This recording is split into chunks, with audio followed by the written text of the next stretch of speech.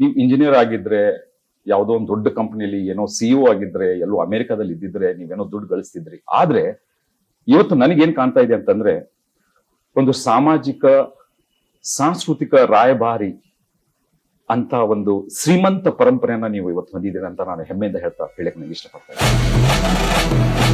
ಸನಾತನ ಧರ್ಮ ಅಂದ್ರೆ ಪರ್ಯಾಯ ಪದ ನನ್ನ ಪ್ರಕಾರ ಭಾರತೀಯತೆ. ಟಿವಿಯಲ್ಲಾಗ್ಲಿ ಸಿನಿಮಾದಲ್ಲಾಗ್ಲಿ ಅಭಿವ್ಯಕ್ತಿ ಸ್ವಾತಂತ್ರ್ಯ ಕಷ್ಟ ಇದೆ. ನಾನು ರಂಗಭೂಮಿನ ಉಳಿಸೋದು ನನಗೆ ಏನಂತೀರಿ, ಇದು ನನಗೆ ಕೊಟ್ಟ ಕೆಲಸ ಅಲ್ಲ, ಇದು ನನ್ನ ಕರ್ತವ್ಯ ಅಲ್ಲ, ಇದು ನನ್ನ ಕರ್ಮ. ಭಾರತದಲ್ಲಿ ಇನ್ನ 100 ಮಹಾನಗರಗಳು ಆಗ್ಬೇಕು. ಅದು ನನ್ನ ಗುರು. ಅರ್ಥ ಆಗಿದೆ ನಿಮ್ಗೆ, ಬಹಳ ಅರ್ಥ ಆಗಿದೆ ಮನಸ್ಸಿಗೆ. ನನಗೂ ಅರ್ಥ ಆಯ್ತು. ಅದಕ್ಕೆ ನಿಮ್ಗೆ ವಾಟ್ಸ್ಆಪ್ ನಲ್ಲಿ ನೋಡಿ ನನಗೆ ಆಕ್ಚುಲಿ ಅದು, ಯಾಕಂದ್ರೆ ಇದ್ರದ್ದು ಉತ್ತರ ನೀವು ಕೊಡ್ಲೇಬೇಕು. ಯಾಕಂದ್ರೆ ಇದು ಡಿ ವಿ ಗುಂಡಪ್ಪ ಅವರ ಮಂಕುತಿಮ್ಮನ ಕಗ್ಗ. ಇದು ನಮಗೆ ಎಲ್ಲ ಅರ್ಥ ಆಗುತ್ತೆ ಗೊತ್ತಿಲ್ಲ, ಎಲ್ಲ ಕಗ್ಗ, ಬಟ್ ಈ ಕಗ್ಗ ಮಾತ್ರ ಅರ್ಥ ಆಗುತ್ತೆ. ನೋಡಿ ಎಷ್ಟು ಚೆನ್ನಾಗಿದೆ ರೀ ಅದು. ಪ್ರತಿಯೊಂದು ಲೈನ್ ಎನ್ವೈರನ್ಮೆಂಟ್ ಇದೆ, ಪರಿಸರ ಇದೆ ಅದರಲ್ಲಿ. ದೀನ ದುರ್ಬಲರಿಗೆ ಏನಿರೋ ಆಗಿರ್ಬೇಕು ಅಂತಿದೆ, ಮನೆಯಲ್ಲಿ ಹೇಗಿರ್ಬೇಕು. ನಾ ಹೇಳಿದೆಲ್ಲ ಇದೆ ಅದರಲ್ಲಿ. ನಾ ಹೇಳಿದಕ್ಕಿಂತ ಜಾಸ್ತಿ ಇದೆ ಅದರಲ್ಲಿ ನಾ ಹೇಳ್ತಿರೋದು. ಅದಕ್ಕೆ ನೋಡಿ, ನನಗೆ ನಿಮ್ಮಂಥವ್ರು ಇಷ್ಟು ಸದುದ್ದೇಶ ಇಟ್ಕೊಂಡು ನನ್ನಂಥವನ್ನ ಕರೆದು ನೀವು ನನಗೆ ಗೌರವ ಮಾಡಿದ್ದೀರಾ ಅಂತ ತಿಳ್ಕೊಳ್ತೀನಿ. ಇದು ಸಂಭಾಷಣೆ ಬರೀ ಸಂಭಾಷಣೆಯಾಗಿ ಉಳಿಯದೆ ಸಂದರ್ಶನ ಆಗಿ ಉಳಿಯದೆ ನಾವಿಬ್ರು ಒಟ್ಟಿಗೆ ಕೆಲಸ ಮಾಡೋ ತರ ಪ್ರೇರಕ ಆಗ್ಲಿ ಅಂತ ನಾ ಆಶಿಸ್ತೇನೆ.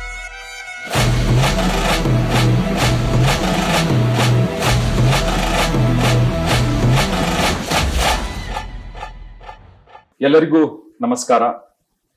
ಪ್ರಭಾವ್ ಬೈ ವಿನಯ್ ಶಿಂದೆ ಕಾರ್ಯಕ್ರಮಕ್ಕೆ ಎಲ್ಲರಿಗೂ ಸ್ವಾಗತ. ಇವತ್ತು ನಮ್ಮ ಜೊತೆಗೆ ಒಬ್ಬ ವಿಶೇಷ ಅತಿಥಿಗಳು ಈ ಕಾರ್ಯಕ್ರಮದಲ್ಲಿದ್ದಾರೆ. ಅವರು ಬಹುಮುಖ ಪ್ರತಿಭೆಯನ್ನು ಹೊಂದಿದ್ದಾರೆ ಮತ್ತು ದೇಶ ವಿದೇಶಗಳಲ್ಲಿ ಜನಮನ್ನಣೆ ಗಳಿಸಿದ್ದಾರೆ ಮತ್ತು ರಾಷ್ಟ್ರ ಮತ್ತು ಅಂತಾರಾಷ್ಟ್ರೀಯ ಪ್ರಶಸ್ತಿಯನ್ನು ಕೂಡ ಪಡೆದಿದ್ದಾರೆ. ಅವರು ನಮ್ಮ ಹೆಮ್ಮೆಯ ಕನ್ನಡಿಗರು ಮತ್ತು ನಮ್ಮ ಬೆಂಗಳೂರಿನವರು. ಅವರೇ ಪ್ರಕಾಶ್ ಬೆಳವಡಿ. ಪ್ರಕಾಶ್ ಬೆಳವಡಿ ಸರ್, ನಮಸ್ಕಾರ. ನಮಸ್ಕಾರ. ಪ್ರಭಾವ್ ಬೈ ವಿನಯ್ ಶಿಂದೆ ಕಾರ್ಯಕ್ರಮಕ್ಕೆ ತಮಗೆ ಆತ್ಮೀಯ ಸ್ವಾಗತ. ಥ್ಯಾಂಕ್ ಯು ವಿನಯ್ ಅವರೇ. ಸರ್, ಮೊದಲನೇ ನನ್ನ ಪ್ರಶ್ನೆ ಏನಂದ್ರೆ, ತಾವು ಹಲವಾರು ಕ್ಷೇತ್ರದಲ್ಲಿ ಕೆಲಸ ಮಾಡಿದ್ದೀರಿ. ನಾಟಕ, ಆಮೇಲೆ ಸಿನಿಮಾ ಇರ್ಬೋದು, ಸಿನಿಮಾ ರಂಗ ಇರ್ಬೋದು, ನಿರ್ದೇಶನ, ಮೀಡಿಯಾ ಮತ್ತು ದೇಶ ವಿದೇಶಗಳಲ್ಲಿ ಟೀಚರ್ ಆಗಿ, ಮೆಂಟರ್ ಆಗಿ ಮತ್ತು ಸಿಟಿಸನ್ ಮೂವ್ಮೆಂಟ್ಸ್ ನಲ್ಲೂ ಕೂಡ ತಾವು ಕೆಲಸ ಮಾಡಿದ್ದೀರಾ ಮತ್ತು ಪರಿಸರದ ಕ್ಷೇತ್ರದಲ್ಲೂ ಕೂಡ ಕೆಲಸ ಮಾಡಿದ್ದೀರಾ. ಇವೆಲ್ಲ ಕೆಲಸ ಮಾಡಲಿಕ್ಕೆ ನಿಮಗೆ ವಿಶ್ವೇಶ್ವರ ಇಂಜಿನಿಯರಿಂಗ್ ಕಾಲೇಜಿನಿಂದ ಇಂಜಿನಿಯರಿಂಗ್ ಡಿಗ್ರಿ ಬೇಕಾಗಿತ್ತ ಅನ್ನೋದು ಒಂದು ವೆರಿ ವೆರಿ ಕ್ವಿಕ್ ಕ್ವಶನ್. ಯಾವ ಒಂದು ಹಿನ್ನೆಲೆ, ಪ್ರಭಾವ, ಸಂಪ್ರದಾಯ ಈ ಒಂದು ಪರ್ಸನಾಲಿಟಿ ಡೆವಲಪ್ಮೆಂಟ್ಗೆ ನಿಮಗೆ ಸಹಾಯ ಆಯಿತು? That's my first question. ನೋಡಿ, ನಾವು ಏನೇನು ಕೆಲಸಗಳನ್ನ ಅಥವಾ ವೃತ್ತಿ ಪ್ರವೃತ್ತಿಗಳನ್ನ ಹಚ್ಕೊಳ್ತೀವೋ ನಮ್ಮ ಬದುಕಲ್ಲಿ, ಅದಕ್ಕೆ ಕಾರಣಗಳು ಒಂದು ರೀತಿಯಲ್ಲಿ ಆಕಸ್ಮಿಕ, ಇನ್ನೊಂದು ರೀತಿಯಲ್ಲಿ ಆಯ್ಕೆ, ಇನ್ನು ಅದರ ಮಧ್ಯದಲ್ಲೂ ಇರುತ್ತೆ ನಮ್ಮ ಭ್ರಮೆ ಇರುತ್ತೆ. ಇದು ನಾವೇ ಮಾಡ್ಕೊಂಡಿದ್ದ ಆಯ್ಕೆ ಅಂತ ಅಂದ್ರೆ ಪಿಯರ್ ಪ್ರೆಷರ್ ಅದೆಲ್ಲಿಂದ ಆಗಿರುತ್ತೆ, ಸಮಾಜದ ಪ್ರಭಾವದಿಂದ ಆಗಿರುತ್ತೆ. ಸೊ ಅದು ಅದರ ಮಧ್ಯದ್ದು. ಇದು 3 ತರದ ರೀತಿಯಲ್ಲಿ ಆಗುತ್ತೆ. ನಾನು ಹುಟ್ಟಿದ್ದು ನಮ್ಮ ಮನೆಗೆ ಹೆಸರೇ ಗ್ರೀನ್ ರೂಮ್ ಅಂತ. ನಾವು ಹುಟ್ಟಿದ್ದು ಮನೆಯಲ್ಲಿ ನಾನು ನೆಟ್ಕಲಪ್ಪ ಸರ್ಗ ವಾಣಿ ವಿಲಾಸ ಆಸ್ಪತ್ರೆಯಲ್ಲಿ ಹುಟ್ಟಿದ್ದು ನಾನು. ಆದ್ರೆ ನಮ್ಮ ತಂದೆ ತಾಯಿ ಅವರು ಭೇಟಿಯಾಗಿದ್ದೆ ರಂಗಭೂಮಿಯಲ್ಲಿ. ಅವರೊಬ್ಬರನ್ನೊಬ್ರು ಆಯ್ಕೆ ಮಾಡ್ಕೊಂಡು ಮದುವೆ ಆದವರು. ನಮ್ಮ ತಾಯಿ ಅವರು ವಾಲಂಟರಿ ರಿಟೈರ್ಮೆಂಟ್ ತಗೊಳ್ಳೋವರೆಗೂ, ನಾನು ಇಂಜಿನಿಯರಿಂಗ್ ಮುಗಿಸೋವರೆಗೂ ಅವರು ESI ಕಾರ್ಪೊರೇಷನ್ ಅಲ್ಲಿ ಕೆಲಸ ಮಾಡ್ತಿದ್ರು. ನಮ್ಮ ತಂದೆ ಎಷ್ಟೋ ವರ್ಷ ಅವರು ಸಾಯೋವರೆಗೂ ಕೆಲಸ ಮಾಡ್ತಿದ್ರು. ಬಟ್ ಅವ್ರು ಎಷ್ಟೋ ವರ್ಷ ಅವರು ಸುಮಾರು 40 ವರ್ಷ Prestige pressure cookers TTK and ಕಂಪನಿಯಲ್ಲಿ ಅವರು ಕೆಲಸ ಮಾಡ್ತಿದ್ರು. ಆದ್ರೆ ರಂಗಭೂಮಿ ಅವರ ಒಂದು ಹಾಬಿ ಆಗಿತ್ತು, ಹವ್ಯಾಸ. ಅದರಿಂದ ಅದು ಆಕಸ್ಮಿಕ. ಅಲ್ಲಿ ಹುಟ್ಟಿದ್ದು ಆಕಸ್ಮಿಕ. ಅದರಿಂದ ಅನಿವಾರ್ಯ ನಾವು ರಂಗಭೂಮಿಗೆ ಬಂದಿದ್ದು. ಆದ್ರೆ ನಾನು ಜರ್ನಲಿಸ್ಟ್ ಆಗಿದ್ದು ನನ್ನ ಆಯ್ಕೆ. ಓಕೆ. ನಾನು ಯಾವ ಯಾವ ವರ್ಷದಲ್ಲಿ ಅಂದ್ರೆ ಇಂಜಿನಿಯರಿಂಗ್ ಆದ್ಮೇಲೆ ಇಂಜಿನಿಯರಿಂಗ್ ಆಗ್ಬೇಕು ಅಂತ ಮಾಡಿದ್ದು ಅದು ನನ್ನ ಆಯ್ಕೆ. ಅಂದ್ರೆ ಅದು ಮಧ್ಯದಲ್ಲಿ ಬರುತ್ತೆ. ಅದು ಅಂದ್ರೆ ಪಿಯರ್ ಪ್ರೆಷರ್ ಇಂದ ನೋಡಿ, ಇಷ್ಟು ಸೈನ್ಸ್ ಅಲ್ಲಿ ಮ್ಯಾಥ್ಸ್ ಅಲ್ಲಿ ಇಷ್ಟು ಮಾರ್ಕ್ಸ್ ಬಂದ್ರೆ ವಿಧಿ ಇಲ್ಲ ನಿಮಗೆ ಇಂಜಿನಿಯರಿಂಗ್ ಹೋಗ್ಬೇಕು ಅನ್ನೋ ತರ ಕಾಲ ಇತ್ತು ಒಂದು. ಹಾಗಾಗಿ ನನಗೆ ಗೊತ್ತಿಲ್ದನ್ನೇ ಪಿಯರ್ ಪ್ರೆಷರ್ ಇಂದ ನಾನು ಇಂಜಿನಿಯರಿಂಗ್ ಹೋಗಿರ್ಬೋದು. ಅದಕ್ಕೆ ನಾ ಹೇಳೋದು ಏನೇನೋ ಮಾಡಿದ್ದೀನಿ, ಆದ್ರೆ ನನ್ನ ಬದುಕನ್ನ ಆಕಸ್ಮಿಕಗಳಿಂದ ಅನಿವಾರ್ಯತೆಗಳಿಂದ ತಪ್ಪಿಸ್ಕೊಳ್ಳುವ ಪ್ರಯತ್ನ ಮಾಡ್ಕೊಂಡೇ ಬಂದಿದ್ದೀನಿ ನಾನು. ಅದಕ್ಕೆ ಹೊಸ ಹೊಸ ಆಯ್ಕೆಗಳನ್ನ ಮಾಡಿ ಕೆಲವು ಫಲಿಸುತ್ತೆ, ಕೆಲವು ಫಲಿಸಲ್ಲ. ಆದ್ರೆ ಎಲ್ಲರಿಗೂ ಒಂದು ಆಸೆ ಇರುತ್ತೆ, to be a free agent, to be free ಒಂದು ಆಸೆ ಇರುತ್ತೆ ಎಲ್ಲರಿಗೂ. ಸೊ ಹಾಗೆ ಏನೇನೋ ಪರ್ಸ್ಯೂ ಮಾಡಿ ಏನೇನೇನೋ ಮಾಡಿದ್ದೀನಿ ನಾನು. ಸೊ ನನಗೇನ್ ಅನ್ಸುತ್ತೆ ಗೊತ್ತಾ ಪ್ರಕಾಶ್, ನೀವು ಇಂಜಿನಿಯರ್ ಆಗಿದ್ರೆ ಯಾವುದೋ ಒಂದು ದೊಡ್ಡ ಕಂಪನಿಯಲ್ಲಿ ಏನೋ ಸಿಇಒ ಆಗಿದ್ರೆ, ಎಲ್ಲೋ ಅಮೆರಿಕಾದಲ್ಲಿ ಇದ್ದಿದ್ರೆ ನೀವೇನೋ ದುಡ್ಡು ಗಳಿಸ್ತಿದ್ರಿ. ಆದ್ರೆ ಇವತ್ತು ನನಗೇನ್ ಕಾಣ್ತಾ ಇದೆ ಅಂತಂದ್ರೆ, ಒಂದು ಸಾಮಾಜಿಕ ಸಾಂಸ್ಕೃತಿಕ ರಾಯಭಾರಿ ಅಂತ ಒಂದು ಶ್ರೀಮಂತ ಪರಂಪರೆಯನ್ನ ನೀವು ಇವತ್ತು ಹೊಂದಿದ್ದೀರಿ ಅಂತ ನಾನು ಹೆಮ್ಮೆಯಿಂದ ಹೇಳಕ್ ನನಗೆ ಇಷ್ಟಪಡ್ತಾ ಇದ್ದೀನಿ. Thank you. ಇದು ಎಲ್ಲರಿಗೂ ಸಿಗಲ್ಲ. ಇದು ಯಾವ ಮನೆಯಲ್ಲಿ ಒಂದು ಸಂಗೀತ, ಒಂದು ನಾಟಕ, ಒಂದು ಕಲೆ ಇರುತ್ತಲ್ಲ, ಈಗ ನೀವು ಪಡ್ಕೊಂಡಿರುವಂತ ಒಂದು ಪರಂಪರೆ ಏನಿದೆಯಲ್ಲ, ಈ ಸಾಂಸ್ಕೃತಿಕ ಪರಂಪರೆ ಅಥವಾ ಸಾಮಾಜಿಕ ಪರಂಪರೆ, ಇದು ನೀವು ಕೋಟಿಗಟ್ಟಲೆ ದುಡ್ಡು ಮಾಡಿದ್ರು ಇದು ಬರುವಂತದ್ದಲ್ಲ. ಯಾಕೆ ನಿಮ್ಮ ಒಂದು ಸಂದರ್ಶನದಲ್ಲಿ ಈ ಮಾತು ಕೇಳಿದೀನಿ, ನಿಮ್ಮ ತಾಯಿಯವ್ರಿಗೆ ನೀವೇನೋ ಇಂಜಿನಿಯರ್ ಆಗ್ಬೇಕಂತ ಇದ್ರು ಇರ್ಬೋದು, ಯಾಕಂದ್ರೆ ನಿಮ್ಮ ತಂದೆಯವ್ರು ಕಲಾವಿದರಿಂದ ಬಂದಿರೋದು. ಆದ್ರೆ ಇವತ್ತು ನೀವು ದುಡ್ಡು ಕಡಿಮೆ ಇದ್ರು ಕೂಡ ಪರಂಪರೆ ಏನಿದೆಯಲ್ಲ, ಜಗತ್ ಪ್ರಸಿದ್ಧ ಪರಂಪರೆ, ನೀವು ಒಂದು ನಾಟಕ ಕ್ಷೇತ್ರ ಇರ್ಬೋದು, ಸಂಗೀತಕ್ಕೆ ಬಹಳ ದೊಡ್ಡ ಪರಂಪರೆನ ನೀವು ಗಳಿಸಿದ್ರ. ಅದಕ್ಕೆ ನಾನು ನಮ್ಮ ವಿಮೋಹ ಫೌಂಡೇಶನ್ ಪರವಾಗಿ ನಿಮ್ಗೆ ಧನ್ಯವಾದಗಳನ್ನು ಹೇಳ್ತೇನೆ. ಅಯ್ಯೋ, ಥ್ಯಾಂಕ್ ಯು. ನೋಡಿ, ನಾನು ಹೇಳ್ತೀನಿ ವಿನಯ್ ಅವರೇ, ನನ್ಗೇನ್ ಗೊತ್ತಾ ಅನಿಸೋದು, ಈಗ ನಾವು ಈ ಪರಂಪರೆ ಅಂತ ನೀವೇನ್ ಕರೀತಿದ್ರಲ್ಲ, ನನ್ನ ಅಭಿಪ್ರಾಯದಲ್ಲಿ ಅದು ಸನಾತನ ಧರ್ಮ. ಸನಾತನ ಧರ್ಮ ಅಂತ ಧರ್ಮವನ್ನ ರಿಲಿಜನ್ ಅಂತ ಹೇಳಿದಾರಲ್ಲ, ಅದು ದೊಡ್ಡ ಅನ್ಯಾಯ ಅಂತ ಹೇಳ್ತೀನಿ. ನನ್ನ ಅಭಿಪ್ರಾಯದಲ್ಲಿ ಭಾರತೀಯ ನೆಲೆಯಿಂದ ರಿಲಿಜನ್ ಹುಟ್ಟೋದಿಲ್ಲ. ಹೌದು, ಭಾರತಕ್ಕೆ ರಿಲಿಜನ್ ಇಲ್ಲ.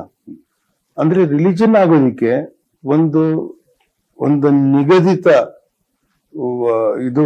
ಒಂದು ಅಶರೀರ ದೈವಿಕ ವಾಣಿ ಯಾರಿಗಾರು ಏನಾದ್ರು ಸಂದೇಶವನ್ನ ಕಳಿಸ್ಬೇಕಾಗತ್ತೆ. ಹೌದು. ಅಶರೀರ ವಾಣಿ ಇರಬಹುದು ಅದು, ಅಥವಾ ಮೋಸಸ್ಗಾದಂಗೆ ಅದು ಅವನ ಕೈಗೆ ಅದು ಟ್ಯಾಬ್ಲೆಟ್ಸ್ ಬರುತ್ತೆ, ಅವನಿಗೆ 10 ಕಮ್ಯಾಂಡ್ಮೆಂಟ್ಸ್ ಬರುತ್ತೆ. ಆತರ ದೇವರಿಂದ ನೇರ ಬಂದಿರೋ ಸಂದೇಶ ಒಂದಿದೆ ಅಂತ ಒಬ್ಬರು ಪ್ರವಾದಿ ಹೇಳ್ಬೇಕಾಗತ್ತೆ, ಆವಾಗ್ಲೂ ರಿಲಿಜನ್ ಆಗುತ್ತೆ. ಭಾರತದಲ್ಲಿ ರಿಲಿಜನ್ ಅಲ್ಲ. ಭಾರತದಲ್ಲಿ ಯಾರು ಬೇಕಾದ್ರೂ ನನಗೆ ಮೈ ಮೇಲೆ ದೇವ್ರು ಬಂತು ಅಂದಿದ್ದೀರಿ, ನನ್ಗೆ ತುಂಬಾ ಇಷ್ಟ ಆದ. ಆಕ್ಚುಲಿ ನನ್ ಮೈ ಮೇಲೆ ದೇವ್ರು ಬಂತು ಅಂದ್ರೆ ನೇರ ಕಾಂಟ್ಯಾಕ್ಟ್ ದೇವ್ರು ಯಾರ ಹತ್ರನಾದ್ರು ಮಾಡ್ಬೇಕು, ಆ ಥರದ್ದೇ ಆಯ್ತಾ. ಅದಕ್ಕೆ ನನಗೆ ಸನಾತನ ಧರ್ಮ ಅಂದ್ರೆ ನಡ್ಕೊಂಡ್ ಬಂದಿರೋದು, ಪರಂಪರೆ ಪಡ್ಕೊಂಡಿರೋದು. ಅದ್ರಲ್ಲಿ ಕೆಲವು ಸರಿ ಇರುತ್ತೆ, ಕೆಲವು ತಪ್ಪಿರುತ್ತೆ, ತಪ್ಪನ್ನ ತಿದ್ಕೊಳ್ತಾ ಇರೋದು. ಹೌದು, ಇದು ನನ್ನ ಪ್ರಕಾರ ಸನಾತನ ಧರ್ಮ. ನನಗೆ ಈ ಸಂಘ ಪರಿವಾರದಿಂದ ಹೇಳೋದಾಗ್ಲಿ, ಮತ್ತೆ ಇವರು ಈ ಸೆಕ್ಯುಲರ್ ಲೆಫ್ಟ್ ಲಿಬರಲ್ ಅವ್ರು ಹೇಳೋದಾಗ್ಲಿ, ಅವ್ರು ಅರ್ಥೈಸುವ ಸನಾತನ ಧರ್ಮ ಅಲ್ಲ. ಸನಾತನ ಧರ್ಮ ಅಂದ್ರೆ ಪರ್ಯಾಯ ಪದ ನನ್ನ ಪ್ರಕಾರ ಭಾರತೀಯತೆ ಅನ್ನೋದು ಇರುತ್ತೆ. ಯಾವ ಜಾತಿಯವರು, ಯಾವ ರಿಲಿಜನ್ ಅವ್ರು ಆಗಿರ್ಬೋದು. ನಾನು ರಿಲಿಜನ್ಗೆ ಧರ್ಮ ಅನ್ನೋ ಪದ ಬಳಸಲ್ಲ. ಅದು ತಪ್ಪು ಪದ. ಧರ್ಮ ಅಲ್ಲ ರಿಲಿಜನ್, ಆಯ್ತಾ. ರಿಲಿಜನ್ ಎಷ್ಟೊಂದು ಅಧರ್ಮ ಇರುತ್ತೆ. ಆಕ್ಚುಲಿ ನನ್ನ ಅಭಿಪ್ರಾಯ ಆಯ್ತು. ಧರ್ಮ ಅಂದ್ರೆ ಬೇರೆ ಅರ್ಥ, ಮಹಾಭಾರತದಲ್ಲಿ ಬರುತ್ತಲ್ಲ ಅರ್ಥ, ಅದು ಧರ್ಮ ಅಂದ್ರೆ. ಅದಕ್ಕೆ ನಾ ಹೇಳೋದು, ನೀವು ಹೇಳಿದ್ದನ್ನ ನಾನು ನಿಜವಾಗ್ಲೂ ನನ್ನ ಪ್ರಕಾರ ಅದಕ್ಕಿಂತ ದೊಡ್ಡ ಸರ್ಟಿಫಿಕೇಟ್ ನನಗೆ ಬೇಡ.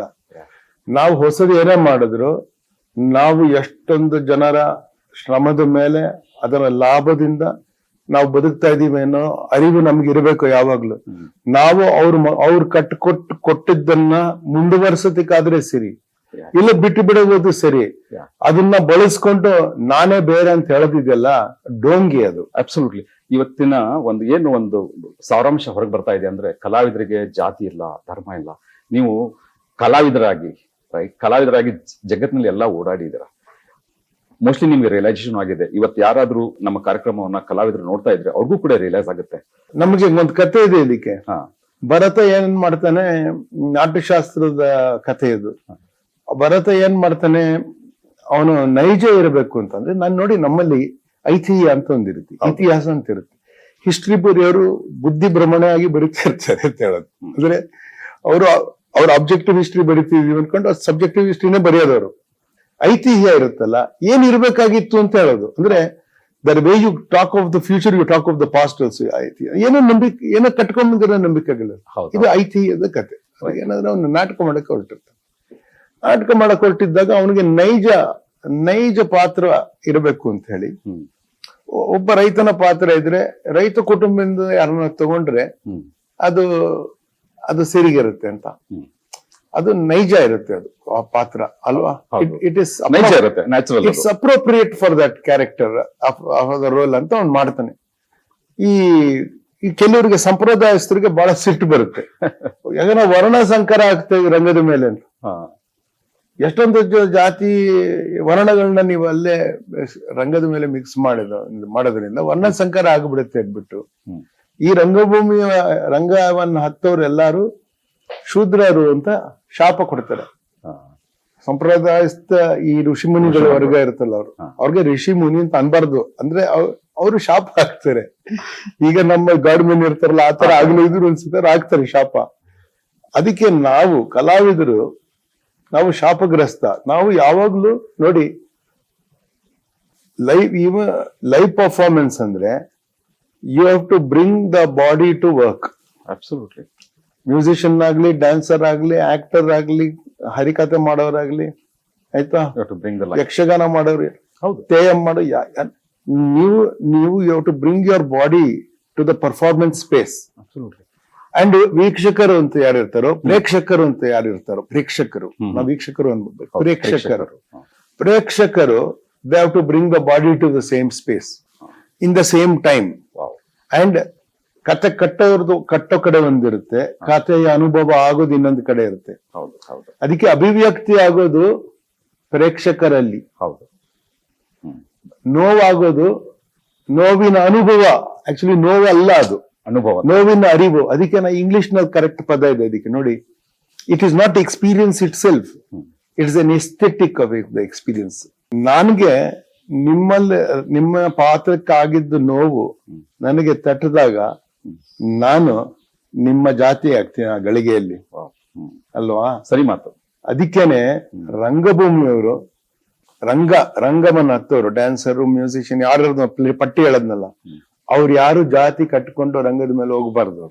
ಐ ಥಿಂಕ್ ರಂಗ ಮಂದಿರ ಅಥವಾ ಈ ನಾಟಕ ಒಂದಿದೆಯಲ್ಲ, ಅದು ಪರ್ಫೆಕ್ಟ್ ಎಕ್ಸಾಂಪಲ್. ನೀವು ಅದನ್ನ ಕೋಟ್ ಮಾಡ್ತಾ ಇದ್ರ.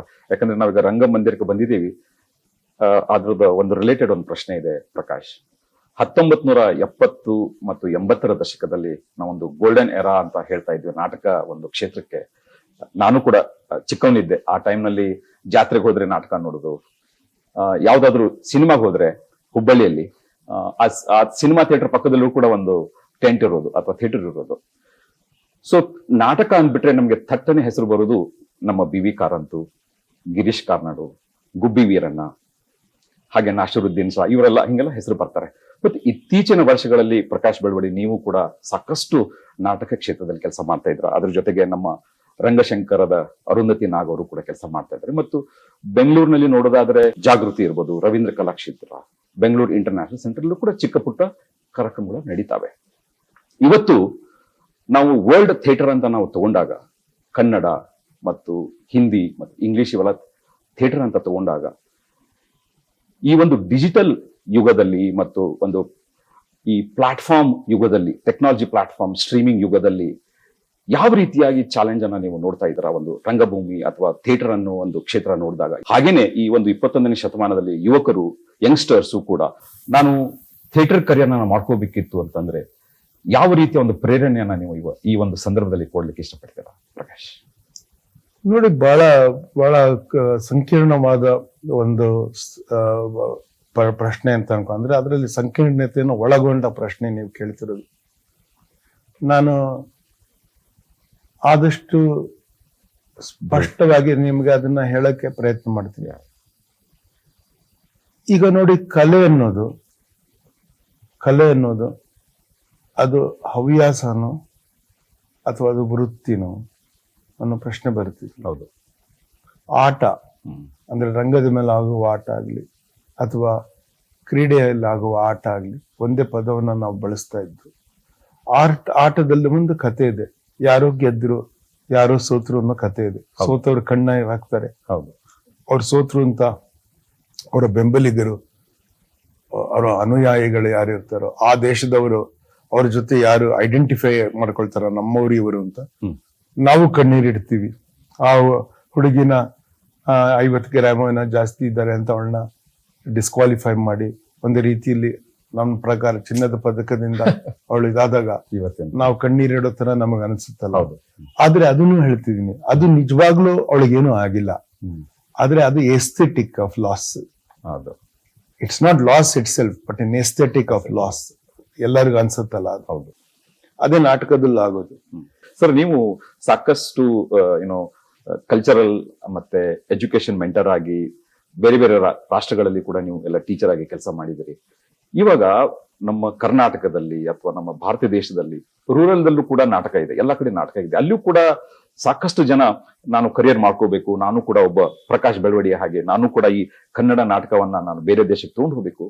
ಸೊ ಇವೆಲ್ಲ ನೋಡಿದಾಗ ನೀವು ಅಲ್ಲಿಯ ಜನಸಾಮಾನ್ಯರ ಏನೋ ನಿಮ್ಮ ಕ್ಲಾಸ್ನು ಅಟೆಂಡ್ ಮಾಡಿರ್ತಾರೆ, ಇಲ್ಲೂ ಅಟೆಂಡ್ ಮಾಡಿರ್ತಾರೆ. ಏನು ಒಂದು ಫಂಡಮೆಂಟಲ್ ಡಿಫ್ರೆನ್ಸ್ ಇದೆ? ಇಲ್ಲಿಯೂ ಕೂಡ ಆಸಕ್ತಿ ಇದೆ, ಜಗತ್ತಿನಲ್ಲಿ ಎಲ್ಲೆಲ್ಲೂ ಕೂಡ ಆಸಕ್ತಿ ಇದೆಯಾ, ಅಥವಾ ಏನಾದ್ರು ಒಂದು ಸ್ಮಾಲ್ ಡಿಫ್ರೆನ್ಸ್ ಇದೆಯಾ ಭಾರತ? ನೋಡ್ರಿ, ನಮಗೆ ದೊಡ್ಡ ಅಪಾಯ ಏನ್ ಗೊತ್ತಾ ಇದ್ರಲ್ಲಿ? ನೀವು ಹೇಳ್ದಂಗೆ ಭಾರತದ 5,50,000 ಹಳ್ಳಿಗಳಲ್ಲಿ, ಗ್ರಾಮಗಳಲ್ಲಿ ಊರ ಹಬ್ಬ ನಡೆಯುತ್ತೆ. ಹೌದು, ಆಯ್ತಾ? ಅಲ್ಲಿಯ ಊರು ದೇವರು ಅಥವಾ ದೈವ ಏನಿರುತ್ತೋ ಅದನ್ನ ಕಟ್ಕೊಂಡು ಅವ್ರು ಮಾಡ್ತಾರೆ. ನಿಮ್ ಕಾಂತಾರನು ಅಲ್ಲಿಂದ ಬಂದಿರೋದು ಅಲ್ಲ, ಪರ್ಫೆಕ್ಟ್ ಎಕ್ಸಾಂಪಲ್. ಅವ್ರು ಮಾಡ್ತಾರೆ ಅವರು.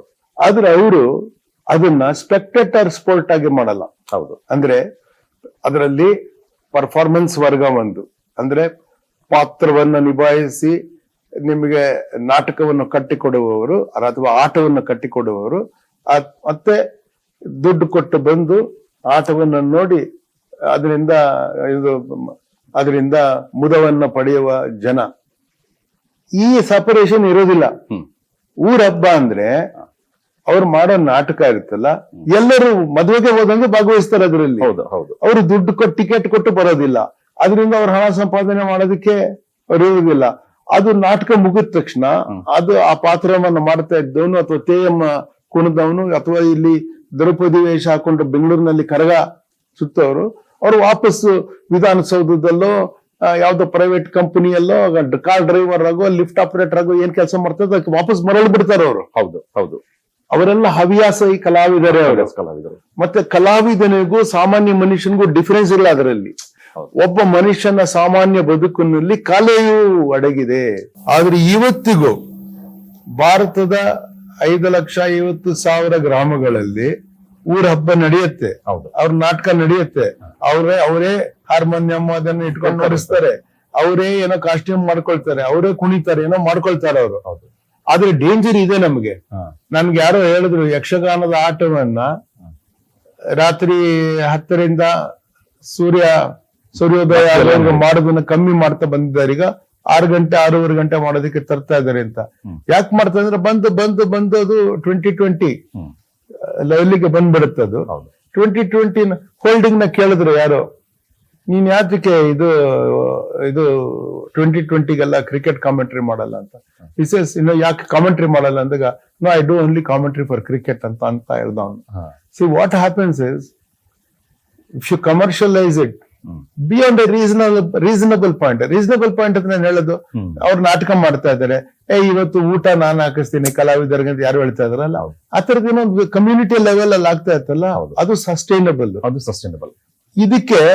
ಇದಕ್ಕೆ ಏನಾಗುತ್ತೆ ಅಂದ್ರೆ ಕಲಾವಿದರು ಬೇಕಾಗಿರೋದಿಲ್ಲ, ಆ ತರ ಲೆವೆಲ್ಗೆ ಬರ್ತೀವಿ. ಯಾಕಂದ್ರೆ ಏನೋ ನೋಡ್ತಾರೆ ಆಮೇಲೆ ಅವರು, ನೀವು ಬೇಕಾಗಿರಲ್ಲ. ಆ ಡೇಂಜರ್ ಇದೆ ಅಂತ ಹೇಳ್ತೀನಿ. I think you are giving a right answer. But ನಂದೇನಂದ್ರೆ ಗ್ರಾಮೀಣ ಕ್ಷೇತ್ರದಲ್ಲಿ ಅಕಸ್ಮಾತ್, ಯಾಕಂದ್ರೆ ಈಗ ಅವರು ನಿಮ್ಮನ್ನ ನೋಡ್ತಿರ್ತಾರೆ, ಪ್ರಕಾಶ್ ಬೆಳವಡಿ ಆಗ್ಲಿ, ಈಗಿನ ಒಂದು ಟ್ರೆಡಿಷನಲ್ ಅಲ್ಲಿ. ಯಾಕಂದ್ರೆ ಈಗ ನಮ್ಗೆ ಗಿರೀಶ್ ಕಾರ್ನಾಡ್ ಬೇಕು, ಬೇರೆದವ್ರು ಸಿಗಲ್ಲ.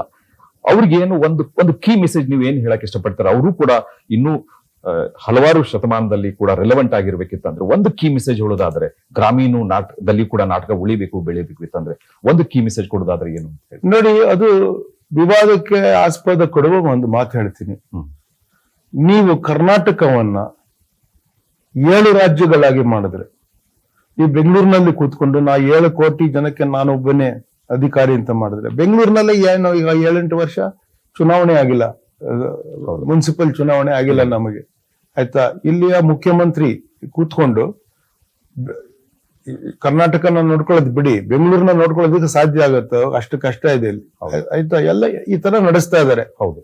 ನೀವು ಇಲ್ಲಿ 7 ರಾಜ್ಯಗಳಿದ್ದಿದ್ರೆ 7 ರಾಜ್ಯಗಳಲ್ಲಿ ಅವ್ರವ್ರದೇ ಪಾಲಿಸಿ ಇರ್ತಿತ್ತು.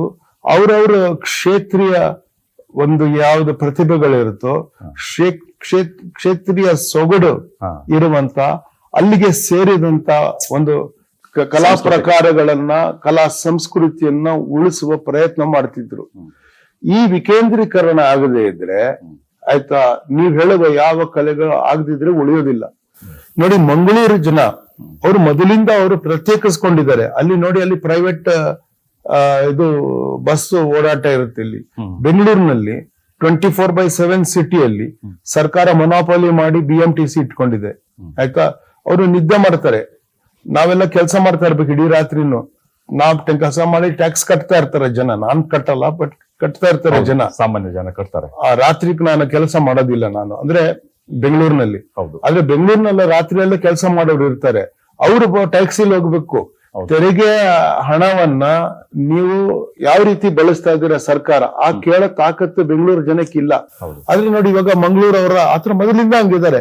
ಅವರೇ ಬ್ಯಾಂಕ್, ಪ್ರೈವೇಟ್ ಬ್ಯಾಂಕ್ ಗಳು ಮಾಡಿದ್ರು, ಇವ್ರಿಗೆ ತಡ್ಕೊಳಕ್ ಆಗ್ಲಿಲ್ಲ, ಅದು ಗೌರ್ಮೆಂಟ್ ಅದನ್ನ ಕಿತ್ಕೊಂಡ್ರು ಅವರಿಂದ.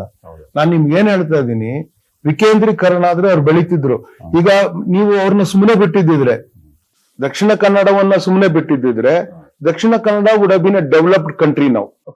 ಅಬ್ಸಲ್ಯೂಟ್ಲಿ. ಐ ಥಿಂಕ್ ಅದಕ್ಕೆ ನಿಮ್ಮ ಈ ಒಬ್ಬ ಕಲಾವಿದರಾಗಿ, ಒಬ್ಬ ನಾಟಕ ಕ್ಷೇತ್ರದಲ್ಲಿ ಕೆಲಸ ಮಾಡಿದ್ರಾಗಿ ನಿಮ್ಮ ಒಂದು ಮೆಸೇಜು ಒಬ್ಬ ಕಲಾವಿದನ ಒಂದು ಒಂದು ಒಂದು ಏನಂತಾರೆ ಎಮೋಷನ್ಸ್ ತುಂಬಾ ಹೊರಗೆ ಬರ್ತಾ ಇದೆ. I respect your views and opinions, Prakash G.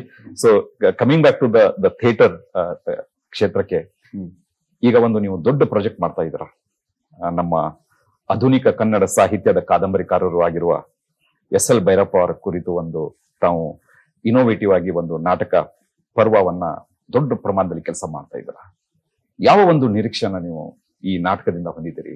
ಆಮೇಲೆ ಈ ಒಂದು ಚಿಕ್ಕ ವೇದಿಕೆ ಮುಖಾಂತರ ನಮ್ಮ ರಾಜ್ಯಕ್ಕೂ ಮತ್ತು ದೇಶಕ್ಕೂ ಮತ್ತು ಜಗತ್ತಿಗೆ ಏನು ಒಂದು ಸಂದೇಶವನ್ನ ಕೊಡ್ಲಿಕ್ಕೆ ನೀವು ಇದಕ್ಕೆ ಪಣ ತೊಟ್ಟು ನಿಂತಿದ್ರ ಈ ಒಂದು ನಾಟಕದಿಂದ?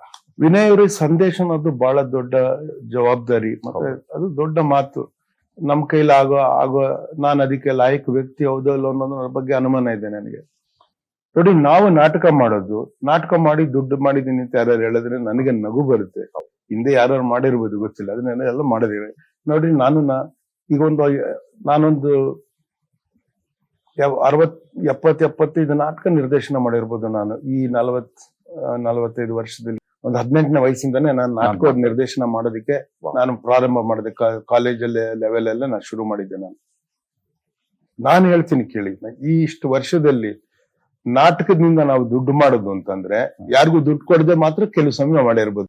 ಒಂದು ನಾಟಕದ ಮುಕ್ತಾಯದಲ್ಲಿ ಒಂದಿನ 10,000 ರೂಪಾಯಿ ಪ್ರಾಫಿಟ್ ಮಾಡಿದ್ರೆ ತುಂಬಾ ದೊಡ್ಡದು ನಾಟಕದಲ್ಲಿ, ಆಯ್ತಾ.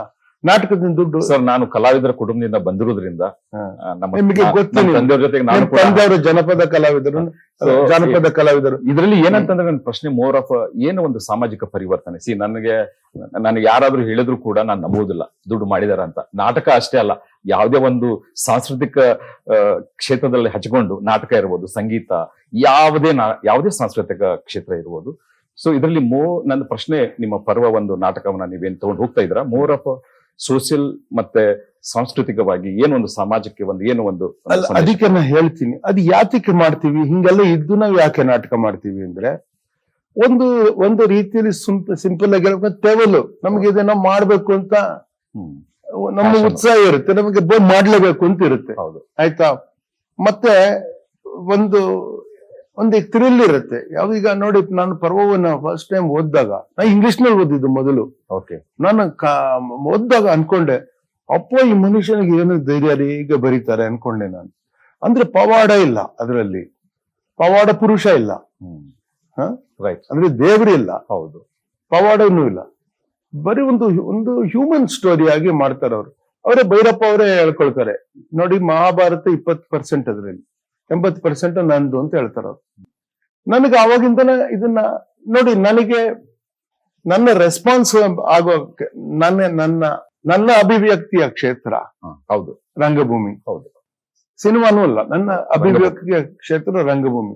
ನಾನು ಅದನ್ನ ನಾಟಕದಲ್ಲಿ ಹೆಂಗ ಮಾಡೋದು ಅಂತ ಯೋಚನೆ ಮಾಡ್ತೀನಿ, ಆಯ್ತಾ. ಅದನ್ನ ಅವರ ಪರ್ಮಿಷನ್ ಕೇಳಿದೆ. ಅದು 10 ವರ್ಷ ನಾನು ಮಾಡಿರ್ಲಿಲ್ಲ. ಆಮೇಲೆ ತಿರ್ಗ ಕೇಳಿದೆ, ಕನ್ನಡದಲ್ಲಿ ನಾನು ಸ್ಕ್ರಿಪ್ಟ್ ಅನ್ನ ಮಾಡಿದೆ, ಅವ್ರಿಗೆ ಕೊಟ್ಟೆ, ಅವ್ರ ಒಪ್ಪಿಗೆ ಪಡೆದು ಮಾಡಿದೆ.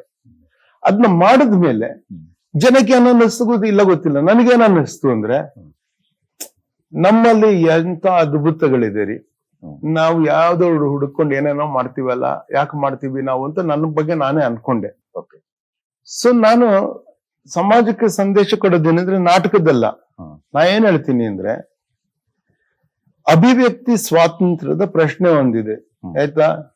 ಈಗ ಇದು ಕಾಲೇಜ್ ಮುಗಿದ ತಕ್ಷಣ ಸೋಷಿಯಲ್ ಮೀಡಿಯಲ್ಲಿ ನೋಡ್ಬಿಟ್ಟೆ ಅಲ್ಲ, ಅದು ಅಭಿವ್ಯಕ್ತಿ ಸ್ವಾತಂತ್ರ್ಯದ ಬಗ್ಗೆ ಮಕ್ಕಳು ಮಾತಾಡ್ತಾ ಇರ್ತಾರೆ. ಆದ್ರೆ ಟಿವಿಯಲ್ಲಾಗ್ಲಿ ಸಿನಿಮಾದಲ್ಲಾಗ್ಲಿ ಅಭಿವ್ಯಕ್ತಿ ಸ್ವಾತಂತ್ರ್ಯ ಕಷ್ಟ ಇದೆ. ನೀವು ಅವಾರ್ಡ್ ಸಿನಿಮಾ ಮಾಡಿದ್ರೆ ಇರ್ಬೋದು, ಹೌದು, ಅಂದ್ರೆ ಅಲ್ಲಿಂದ ದುಡ್ಡು ಯಾರಿಗೆ ಬರುತ್ತೆ, ಯಾರ ಕೆಲ ಖರೀದಿ ಮಾಡಿಸಿ ಮಾಡ್ತೀರಾ, ಅಥವಾ ಯಾರ ಕೆಲ ಗ್ಯಾರಂಟಿ ಮಾಡಿಸ್ಕೊಂಡಿರ್ತೀರಾ ಅವಾರ್ಡ್ ಏನೋ. ಇಲ್ಲಾಂದ್ರೆ ನೀವು ಮಾಡೋದಿಕ್ಕೆ ಆಗಲ್ಲ. ಅದು ಹೌದು, ಕಮರ್ಷಿಯಲ್ ಸಿನಿಮಾ ಮಾಡಿದ್ರೆ ನೀವು 20-30 ಕೋಟಿ ಖರ್ಚು ಮಾಡಿ ಅಭಿವ್ಯಕ್ತಿ ಸ್ವಾತಂತ್ರ್ಯದ ಸಂದೇಶಕ್ಕೆ ನೀವು ಮಾಡೋದಕ್ಕೆ ಆಗಲ್ಲ. ಹೌದು. ಸೊ ಏನ್ ಮಾಡ್ತೀರಾ ಅವಾಗ? ಅದು ಬೇರೆ ಚಾಲೆಂಜು, ಅದು ಬೇರೆ ಚಾಲೆಂಜು. ನಾಟಕದ ಏನು ಹೇಳ್ತೀನಿ ಕೇಳಿ. ನಿಮ್ಮ ಹತ್ರ ದುಡ್ಡಿಲ್ವಾ, ಬಿಟ್ಟಿ ಬಂದು ಆಕ್ಟರ್ಸ್ ಕೆಲಸ ಮಾಡ್ತಾರಲ್ಲ, ನಮ್ದೆಲ್ಲ ಹವ್ಯಾಸ ರಂಗಭೂಮಿ, ಬಿಟ್ಟಿ ಬಂದು ಆಕ್ಟರ್ಸ್ ಕೆಲಸ ಮಾಡ್ತಾರೆ. ಆಕ್ಟರ್ಸ್ ಹೆಸರಾದ್ರು ಸಿಗುತ್ತೆ, ಹೌದು, ಅವ್ರ ಮುಖಾರ ಕಾಣಿಸುತ್ತೆ. ಆದ್ರೆ ನೇಪಥ್ಯದಲ್ಲಿ ಕೆಲಸ ಮಾಡೋರು ಇರ್ತಾರೆ, ಆಯ್ತಾ. ಅವರು ನಾಮ್ ಅವ್ರ ನಿಶಾನ್ ಇಲ್ಲ ಅಲ್ಲ, ಹೌದು. ಅವ್ರು ಯಾಕ್ರೆ ಬಂದು ಮಾಡ್ತಾರೆ? ಇದು ದೊಡ್ಡ ಕಲೆ ರೀ, ಇದು ಕಮ್ಯುನಿಟಿ ಕಲೆ. ನಾಟಕಕ್ಕೆ ಭಾಷೆ ಮುಖ್ಯ, ಹೌದು. ನಮ್ಮ ಮೇಷ್ಟ್ರು ಕಾರಂತ ಅವ್ರು ಹೇಳ್ತಿದ್ರು, cinema is larger than life, TV is smaller than life, only theatre is life size ಅಂತ. ಜೊತೆಗೆ ಇನ್ನೊಂದು ಹೇಳ್ತಿದ್ರು, ಬೇರೆ ಎಲ್ಲ international, theatre is always local ಅಂತ. ಯಾಕಂದ್ರೆ they have to you bring your bodies to performance, audience brings their bodies to performance ಅಲ್ಲ, ಹೌದು. ಇದು ಲೋಕಲ್ ಆಗ್ಬೇಕದು, it's a local, it's essentially local. ಅದಕ್ಕೆ ಲ್ಯಾಂಗ್ವೇಜ್ ಮುಖ್ಯ ನಮಗೆ. ಹೌದು. ಕನ್ನಡ ಉಳಿಬೇಕಂದ್ರೆ ರಂಗಭೂಮಿ ಇರಬೇಕು. ಒಂದು ರೀತಿಯಲ್ಲ ಸ್ಟೋರಿ ಟೆಲ್ಲಿಂಗು ರಂಗಭೂಮಿ ಇರ್ಬೇಕು, ಇಲ್ದೇ ಕನ್ನಡ ಉಳಿಯಲ್ಲ. ರೆಕಾರ್ಡೆಡ್ ಮೀಡಿಯಂ ಅಲ್ಲಿ ಆಪ್ಷನ್ ಇರುತ್ತೆ, AI ಇಂದ ಆಟೋಮ್ಯಾಟಿಕ್ ಡಬ್ಬಿಂಗ್ ಇರುತ್ತೆ, ಗೊತ್ತಾ ಈಗ? ಹೌದು ಹೌದು, ನಾ ಕೇಳಿದ್ದೀನಿ. ಕನ್ನಡ ಇರುತ್ತೆ, ಹೌದು, ಭಾಷೆಯಾಗಿ. ಕನ್ನಡ ಸಂಸ್ಕೃತಿಯಾಗಿ ಉಳಿಯಲ್ಲ ಅಂತ ಹೇಳ್ತೀನಿ. ಇಲ್ದಾದ್ರೆ ಇದು ಡೇಂಜರ್. ಅದಕ್ಕೇನೆ ರಂಗಭೂಮಿಯನ್ನು ಉಳಿಸ್ಬೇಕು. ನಾನು ರಂಗಭೂಮಿನ ಉಳಿಸೋದು ನನಗೆ ಏನಂತೀರಿ, ಇದು ನನಗೆ ಕೊಟ್ಟ ಕೆಲಸ ಅಲ್ಲ, ಇದು ನನ್ನ ಕರ್ತವ್ಯ ಅಲ್ಲ, ಇದು ನನ್ನ ಕರ್ಮ, ಆಯ್ತಾ. ನನ್ನ ಹುಟ್ಟಿದಿಕ್ಕೆ ಅಂತ ನನಗೆ ಅನ್ಸೋದು. ನನಗೆ ಬೇರೆ ಏನೋ ಮಾಡುವ ಆಸಕ್ತಿ ಇಲ್ಲ ಇಷ್ಟು ಈ ಮಟ್ಟಕ್ಕೆ, ಆಯ್ತಾ. ನಾನು ಮಾಡ್ತೀನಿ. ನಮ್ ನಾಟಕ ನೋಡಕ್ಕೆ ಜನ ಬರ್ತಾರೆ, ಹೌದು. ಇಲ್ಲಿವರೆಗೂ ಸ್ಪಾನ್ಸರ್ಶಿಪ್ ತಗೊಂಡಿಲ್ಲ ನಾವು. ನಮ್ ನಾಟಕ ನೋಡಕ್ಕೆ ಜನ ಬರ್ತಾರೆ. ಅವರು ನಾವು ಅಂದ್ರೆ ನಾನು, ನಮ್ಮ ನಟರು, ನನ್ನ ನೇಪಥ್ಯದ ವರ್ಗ, ನಾನು, ನಟರು ಮತ್ತೆ ಅವರು ಪ್ರೇಕ್ಷಕರು ಒಟ್ಟಿಗೆ ಸೇರಿ ನಿರ್ಮಿಸುವ ಕಲೆ ಇದು, ಕಲಾ ಅನುಭವ ಇದು. ನಿಮ್ಮ ಜವಾಬ್ದಾರಿಯನ್ನು ಉಳಿಸ್ಕೊಳ್ಳೋದಿಕ್ಕಾಗಿ ನೀವು ರಂಗಭೂಮಿ ಉಳಿಸ್ಕೋಬೇಕಾಗ್ತದೆ. ಅಬ್ಸಲ್ಯೂಟ್ಲಿ. ಐ ಥಿಂಕ್ ಬಹಳ ಒಳ್ಳೆಯ ಒಂದು ಸಂದೇಶನವನ್ನ ನಮ್ಮ ಕನ್ನಡ ನಾಡಿಗೆ ಮತ್ತು ನಮ್ಮ ಭಾರತ ದೇಶದ ಜನರಿಗೆ ಮತ್ತು ಜಗತ್ತಿನ ಸುತ್ತಮುತ್ತ ಎಲ್ಲ ಕನ್ನಡಿಗರು ಕೂಡ ಈ ಒಂದು ನಮ್ಮ ಪ್ರಕಾಶ್ ಬೆಳ್ಳೋಡಿ ಅವರ ಸಂದೇಶವನ್ನು ನಾನು ಕೇಳಬೇಕು. ಮತ್ತೆ ನಾವು ಎಲ್ಲರೂ ಸೇರಿ ಈ ಪರ್ವ ನಾಟಕವನ್ನ ಉಳಿಸಿ ಬೆಳೆಸಿ ಕನ್ನಡವನ್ನು ಕೂಡ ಬೆಳೆಸಬೇಕು ಅನ್ನೋ ಒಂದು ಸಿದ್ಧಾಂತ ಜೊತೆಗೆ ನನ್ನ ಮುಂದಿನ ಪ್ರಶ್ನೆ, Prakash, again coming back to, ತಾವು ಯಾವ್ದ್ರಲ್ಲಿ ಶ್ರೀಮಂತರ ಅಂದ್ರೆ ಸಾಂಸ್ಕೃತಿಕ ಮತ್ತು ಸಾಮಾಜಿಕ ರಾಯಭಾರಿ. ನಾನು ಬಹಳ ಧೈರ್ಯದಿಂದ ಹೇಳ್ತೇನೆ, ಯಾರಾದ್ರೂ ಒಬ್ಬ ಇಂಜಿನಿಯರ್ ಆಗಿ ತಮ್ಮ ಕ್ಷೇತ್ರವನ್ನ ಬದಲಾವಣೆ ಮಾಡಿ ಸಾಧನೆ ಮಾಡಿದ್ರೆ ನನಗೆ ಯಾವಾಗ್ಲೂ ಬಹಳ ಇನ್ಸ್ಪಿರೇಷನ್. ನಾನು ಅಂಥವ್ರಿಗೆ ಯಾವಾಗ್ಲೂ ನಾನು ಸೆಲ್ಯೂಟ್ ಕೊಡ್ತೀನಿ. ನೀವು ಇಷ್ಟೊಂದು ಒಂದು ಸಾಧನೆ ಮಾಡಿ ಇಲ್ಲಿವರೆಗೆ ಬಂದಿದ್ದೀರಿ. ಈಗೂ ಕೂಡ ಇವಾಗ ನೋಡಿ, ನಾನು ಕೂಡ IT ಕ್ಷೇತ್ರದಲ್ಲಿ ಕೆಲಸ ಮಾಡಿ ಇವತ್ತು ನಾನು ಒಂದು ಎಜುಕೇಶನ್ ಮಾಡಬೇಕು ಮತ್ತೆ ಏನೋ ಒಂದು ಕೆಲಸ ಮಾಡ್ತಾ ಇದ್ದೇನೆ. ಇದು ನನ್ನ ಪ್ಯಾಷನ್ ಬರ್ತಾ ಇದೆ. ಹಾಗೆ ಸಮಾಜದಲ್ಲಿ ಸಾಕಷ್ಟು ಜನರು, ದೇಶದಲ್ಲಿ, ಜಗತ್ತಿನಲ್ಲಿ ಸಡನ್ಲಿ ಅವ್ರಿಗೆ ನೆನಪಾಗುತ್ತೆ, ನಾನು ಇಂಜಿನಿಯರ್ ಮಾಡಬೇಕಾಗಿತ್ತು, ನಾನು ಇಂಜಿನಿಯರ್ ಆದ್ರೂ ಪರವಾಗಿಲ್ಲ, ನಾನು ನನ್ನೊಂದು ಗುರಿ, ನಂದು ಒಂದು ಪರ್ಪಸ್ ಆಫ್ ಲೈಫ್, ನಾನು ಸಾಧನೆ ಮಾಡಬೇಕಾಗಿರೋದು ಬೇರೆ ಕ್ಷೇತ್ರ ಅಂತ ಬಂದಾಗ ನಾನೇನ್ ಬಿಲೀವ್ ಮಾಡ್ತೇನೆ ಅಂದ್ರೆ, ನಿಮ್ಗೂ ಕೂಡ ಒಬ್ಬರು ಟೀಚರು ಅಂತ ಮೆಂಟರು, ಯಾಕಂದ್ರೆ ನಿಮ್ಮ ತಂದೆಯವರು ಕೂಡ ನಾಟಕ ಕ್ಷೇತ್ರದಿಂದ ಬಂದವರು. ಸೊ ನಿಮಗೆ ಈ ಒಂದು ಯಾರು ಸಾಧನೆ ಮಾಡಬೇಕು ಜೀವನದಲ್ಲಿ ಅಂತ ಬಯಸಿದವ್ರಿಗೆ ಈ ಮಾರ್ಗದರ್ಶನ ಅಥವಾ ಮೆಂಟರು ಅಥವಾ ಟೀಚರು ಎಷ್ಟು ಮುಖ್ಯ? ನೋಡಿ, ನಾನು ಅದಕ್ಕೆ ಸನಾತನ ಧರ್ಮದಲ್ಲಿ ನಂಬುವನು. ನಾ ಹೇಳಂದಲ್ಲ ಅಂದ್ರೆ ಕ್ಲಾರಿಫೈ ಮಾಡಿ, ಧರ್ಮ ಅಂದ್ರೆ ರಿಲಿಜನ್ ಅಲ್ಲ ನನಗೆ. ಅಂದ್ರೆ ಗುರು ಶಿಷ್ಯ ಪರಂಪರೆ ಒಂದಿದೆಯಲ್ಲ, ಅದು ಸನಾತನ ಧರ್ಮದ್ದು. ನೋಡಿ, ನೀವು ಇಂಜಿನಿಯರಿಂಗ್ ಅನ್ನ, ಸೈನ್ಸಸ್ನ, ಬಾಟನಿಯನ್ನ, ಇದೆಲ್ಲ ಇರುತ್ತಲ್ಲ, ಕಾನ್ಸ್ಟಿಟ್ಯೂಷನಲ್ ಲಾ, ಚಾರ್ಟರ್ಡ್ ಅಕೌಂಟೆನ್ಸಿ, ಇದೆಲ್ಲ ಕ್ರಮವಾಗಿ ಟೆಕ್ಸ್ಟ್ ಬುಕ್ ಪ್ರಿಂಟ್ ಮಾಡಿ ನೀವು ಎಜುಕೇಶನ್ ಮಾಡ್ಬೋದು, ಆಯ್ತಾ? ಆದ್ರೆ ಯಾರು ಶಾಸ್ತ್ರೀಯ ಸಂಗೀತ ಕಲಿಬೇಕು ಅಂತ ಅಥವಾ ಸಿನಿಮಾ ಹಾಡನ್ನ ಹಾಡೋದಕ್ಕೆ ಕಲಿಬೇಕು ಅಂತ ಇಟ್ಕೊಳ್ಳಿ. ನೋಡಿ, ಸಿನಿಮಾ ಹಾಡು ಸುಲಭ ಇಲ್ಲ. ಶಾಸ್ತ್ರೀಯ ಸಂಗೀತಕ್ಕೆ ಒಂದು ಮಟ್ಟದ ಕರ್ನಾಟಕ ಇದರಲ್ಲಿ ಕರ್ನಾಟಕ ಶೈಲಿಯಲ್ಲಿ ಒಂದು ಕ್ರಮ ಇದೆ. ಸರಿಗಮ ಪದ ಶುರು ಮಾಡಬಹುದು. ನೀವು ಏನೋ ಮಾಡಿದ್ದಾರೆ, ಆದ್ರೆ ಅದೇ ಸಾಕಾಗಿತ್ತು ಅಂದ್ರೆ ಅಲ್ಲಿಗೆ ಎಂಡದು. ಹೌದು, ಆಯ್ತಾ? ಅವರು ಕಲ್ಪನಾ ಸ್ವರ ಅಂತ ಏನೋ ಹೇಳ್ತಾರಲ್ಲ, ಆಲಾಪನೆ ಎಲ್ಲ ಮಾಡೋದಿರುತ್ತಲ್ಲ, ಆಯ್ತಾ? ಹಿಂದೂಸ್ತಾನಿಲಿ ಆಲಾಪ್ ಅದನ್ನ ಮಾಡೋದಿದೆಯಲ್ಲ, ಅದಕ್ಕೆ ಕ್ರಮ ಇಲ್ಲ. ಅದಕ್ಕೆ ಆಯ್ತಾ? ಅದಕ್ಕೆ ಕ್ರಮ ಇಲ್ಲ. ಆ ವಿದ್ವತ್ತನ್ನ ಅಥವಾ ಆ ಪಾಂಡಿತ್ಯವನ್ನ ಗಳಿಸೋದಿಕ್ಕೆ ಗುರು ಶಿಷ್ಯ ಪರಂಪರೆ ಬೇಕು. ಕ್ಲಾಸ್ ರೂಮ್ ಅಲ್ಲಿ ಎವ್ರಿ ಥರ್ಸ್ಡೇ 40 ಮಿನಿಟ್ಸ್, ಆಮೇಲೆ ಸ್ಯಾಟರ್ಡೆ 40 ಮಿನಿಟ್ಸ್ ಕ್ಲಾಸ್ ಮಾಡಿ 5 ವರ್ಷ ಕೋರ್ಸ್ ಮುಗಿದ್ಮೇಲೆ ನೀವು ಸರ್ಟಿಫಿಕೇಟ್ ಪಡೆದ್ರೆ ಹಾಡ್ತೀರಾ ಅಂತಲ್ಲ. ಹೌದು, ಆಯ್ತಾ? ಒಳ್ಳೆ ಆಕ್ಟರ್ಗೆ ಕಾಲೇಜಲ್ಲಿ ಸರ್ಟಿಫಿಕೇಟ್ ಕೊಡೋದಕ್ಕೆ ಆಗೋದಿಲ್ಲ, ಗೊತ್ತಾಯ್ತಾ? ಇದಕ್ಕೆ ಗುರು ಶಿಷ್ಯ ಪರಂಪರೆ ಬೇಕು. So every phases of life ನಮಗೆ ನಮ್ಮ ಒಂದು ಬೇರೆ ಬೇರೆ ವಿಧದಲ್ಲಿ ಟೀಚರ್ ಅಂತ, ಗುರುಗಳು ಅಂತೂ ಬರ್ತಾ ಇರ್ತಾರೆ. ಸೊ ಎಷ್ಟು ನಾವು ಮುಂದೆ ಹೋಗ್ತೀವಿ ಅಷ್ಟು ನಾವು ಅದರ ಹಿನ್ನೆಲೆಯನ್ನು ಅರ್ಥ ಮಾಡ್ಕೊಂಡು ಅವರೆಲ್ಲರೂ ಗುರುಗಳು ಅಂತ ಹೇಳ್ತೀನಿ ನಾನು. ಐ ಥಿಂಕ್ ಇದು ವೆರಿ ಪವರ್ಫುಲ್ ಮಾತು. ಮತ್ತು ಯಾರಿಗೂ ಯಾವುದನ್ನ ಸಾಧನೆ ಮಾಡ್ಲಿಕ್ಕೆ ಯಾರಿಗೂ ಏನು ಸ್ಟಾಪ್ ಮಾಡಕ್ ಸಾಧ್ಯ ಇಲ್ಲ. ಇದನ್ನ ನಾವು ಪರಿಕಲ್ಪನೆ ಮಾಡ್ಕೊಂಡ್ರೆ ನಂಗೆ ಅನ್ಸಿಬಿಟ್ಟಿಗೆ ನಮ್ಗೆ ಉತ್ತರ ಸಿಕ್ಬಿಡುತ್ತೆ, ಯಾರು ನಮ್ಮ ಟೀಚರು, ಯಾರು ನಮ್ಮ ಮಾರ್ಗದರ್ಶಕರು ಅಂತ. ಸೊ ಜೀವನದ ಪ್ರತಿಯೊಂದು ಹಂತದಲ್ಲಿ ಕೂಡ ನಮಗೆ ಇದರ ರಿಯಲೈಸೇಷನ್ ಆಗ್ಬೇಕು ಅನ್ನೋ ಒಂದು ಉತ್ತರ ಜೊತೆಗೆ ಮುಂದಿನ ಪ್ರಶ್ನೆ ಬಹಳ ಇಂಟ್ರೆಸ್ಟಿಂಗ್ ಇದೆ. ಅದು ನಿಮಗೆ ಸ್ವಲ್ಪ ಸಮಸ್ಯೆನೂ ಕಾಡ್ಬೋದು. ಸೊ ತಾವು ಸಿಟಿಸನ್ ಮೂವ್ಮೆಂಟ್ಸ್ ನಲ್ಲೂ ಕೂಡ ಕೆಲಸ ಮಾಡಿದಿರಿ ಮತ್ತು ಪರಿಸರದ ಸಲುವಾಗಿ ಕೆಲವೊಂದು ಫೌಂಡೇಶನ್ ಜೊತೆಗೂ ತಾವು ಕೆಲಸ ಮಾಡಿದಿರಿ.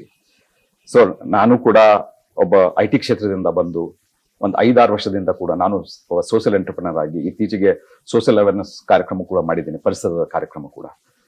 ಸೊ ಇವಾಗ ಇತ್ತೀಚೆಗೆ ನಾವು ಕೇಳ್ತಾ ಇದ್ದೀವಿ, ಬ್ರ್ಯಾಂಡ್ ಬೆಂಗಳೂರು, ಗ್ರೇಟರ್ ಬೆಂಗಳೂರು, ನಮ್ಮ ಬೆಂಗಳೂರು, ಒಂದು ಊರು ಬದಲಾವಣೆ ಆಗ್ಬೇಕಿತ್ತಂದ್ರೆ ಇದು ಬರೀ ಸರ್ಕಾರದಿಂದ ಮಾತ್ರ ಸಾಧ್ಯ ಅಲ್ಲ. ಅದರಲ್ಲಿ ಸಿಟಿಸನ್ಸು, ಕಮ್ಯುನಿಟೀಸು, ಚಿಲ್ಡ್ರನ್, ಯೂತ್ ಎಲ್ಲರೂ ಸೇರಿದಾಗ ಒಂದು ಬ್ರ್ಯಾಂಡ್ ಆಗುತ್ತೆ, ಯಾವುದೋ ಬೆಂಗಳೂರು ಆಗುತ್ತೆ.